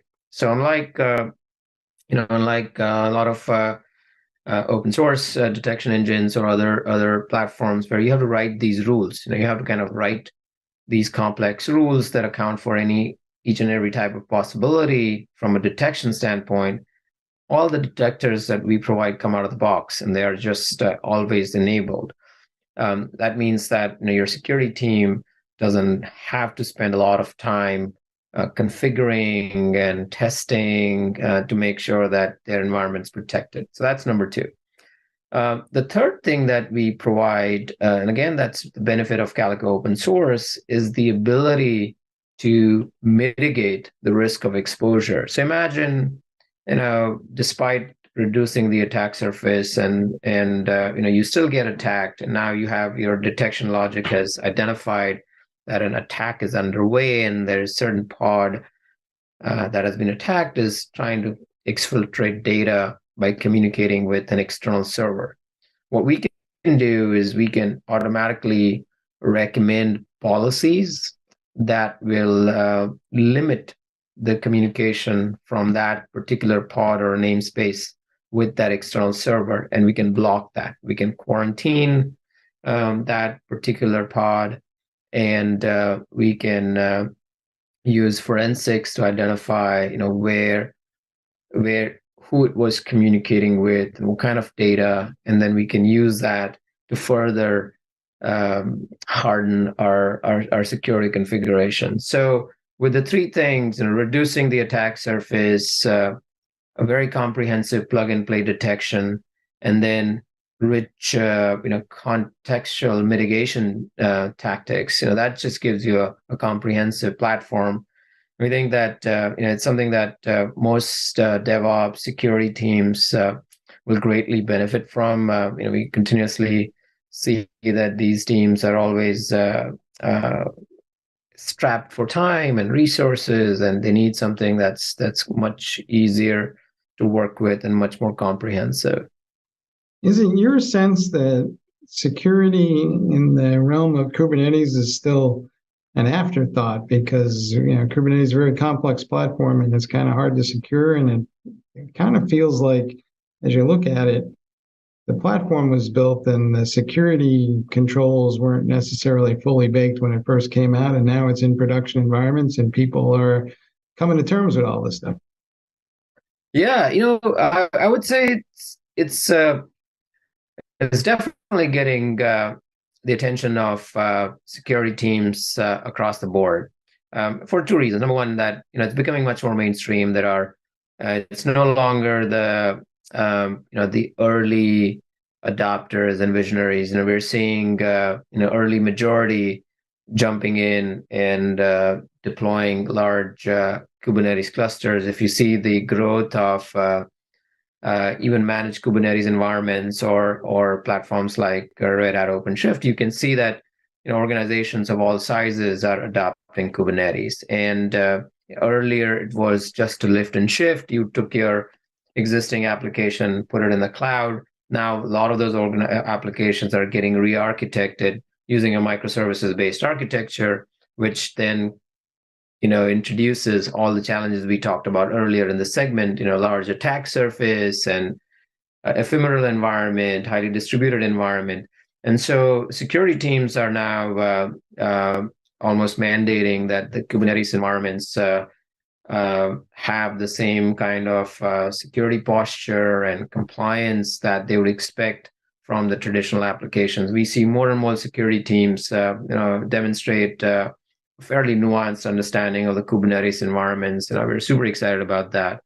And security teams are forcing the agenda and kind of asking their DevOps and platform teams to make sure that the Kubernetes environments are secure. It also seems to me that we are obsessed with shifting everything left these days, and DevSecOps is on top of mind, but do we forget about the runtime and all of that? Because the assumption is that somehow or other, if we all just make the applications more secure, that their runtime will just magically work. And so I wonder if we kind of have lost sight of some of the more important attributes of the security paradigm. Yeah. And, I think that's, I'm glad you say that. See, I think when you say the most important attribute, I feel like what's been lost is this is appreciation for defense in depth. And I think with the shift left, the when the pendulum started swinging swift left, a lot of people thought that was the silver bullet, and as long as we eliminated any type of vulnerability early on in a development cycle, caught everything earlier, then everything downstream would be secure. So that's why we just focused all our efforts on that shift left with code scanning and image scanning and so on, and really forgot about configuration and runtime security. And what we have seen through numerous attacks, whether it was Styloscape, the TNT, the Log4j, we've seen so many instances where that have proven that shift left alone is not enough to capture everything. You will have vulnerabilities like Log4j that get detected once your application is in production. And so, we at Tigera, we definitely, our holistic approach is really based on this defense in depth strategy that there is it's like the analogy is like securing, securing your house, right? Are you going to put 4 locks on the front door, or are you going to put a lock on every door inside the house as well? And so make sure if somebody breaks into the front door, they have the next door and next door and next door, which is essentially a defense in depth strategy. So we certainly advocate for shift left and say you should have your scanning capabilities, but then you should also have the right level of workload access controls that obey the principles of zero trust, so that your environment is secure.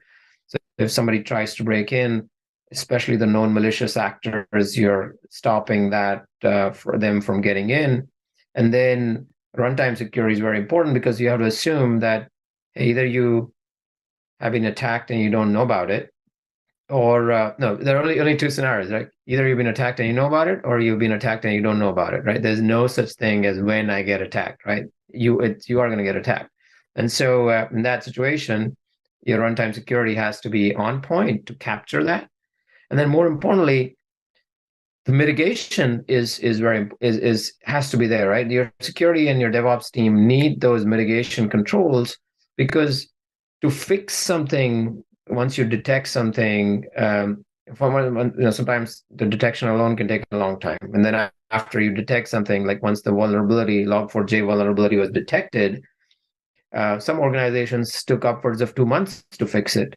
And in the meantime, your application is open, right? So mitigation controls are extremely important, because they lock down your application right away and make sure that that breach doesn't turn into a disaster, right? Because you now quarantine the infected application in a part of your application. You've given your developers a little bit more runway to fix it, but in the meantime, you're not exposed. So in summary, shift left alone is not the right strategy. There is no substitute, as any good security personnel will say, there's no substitute for defense in depth, which means shift left. You have to do also the configuration security and your runtime security.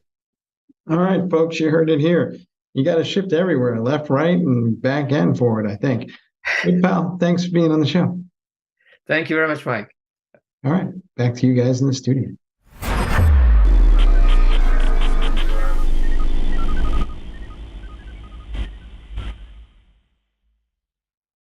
Discover the cutting-edge insights of our new show, AI Times, a series that explores the limitless potential of artificial intelligence.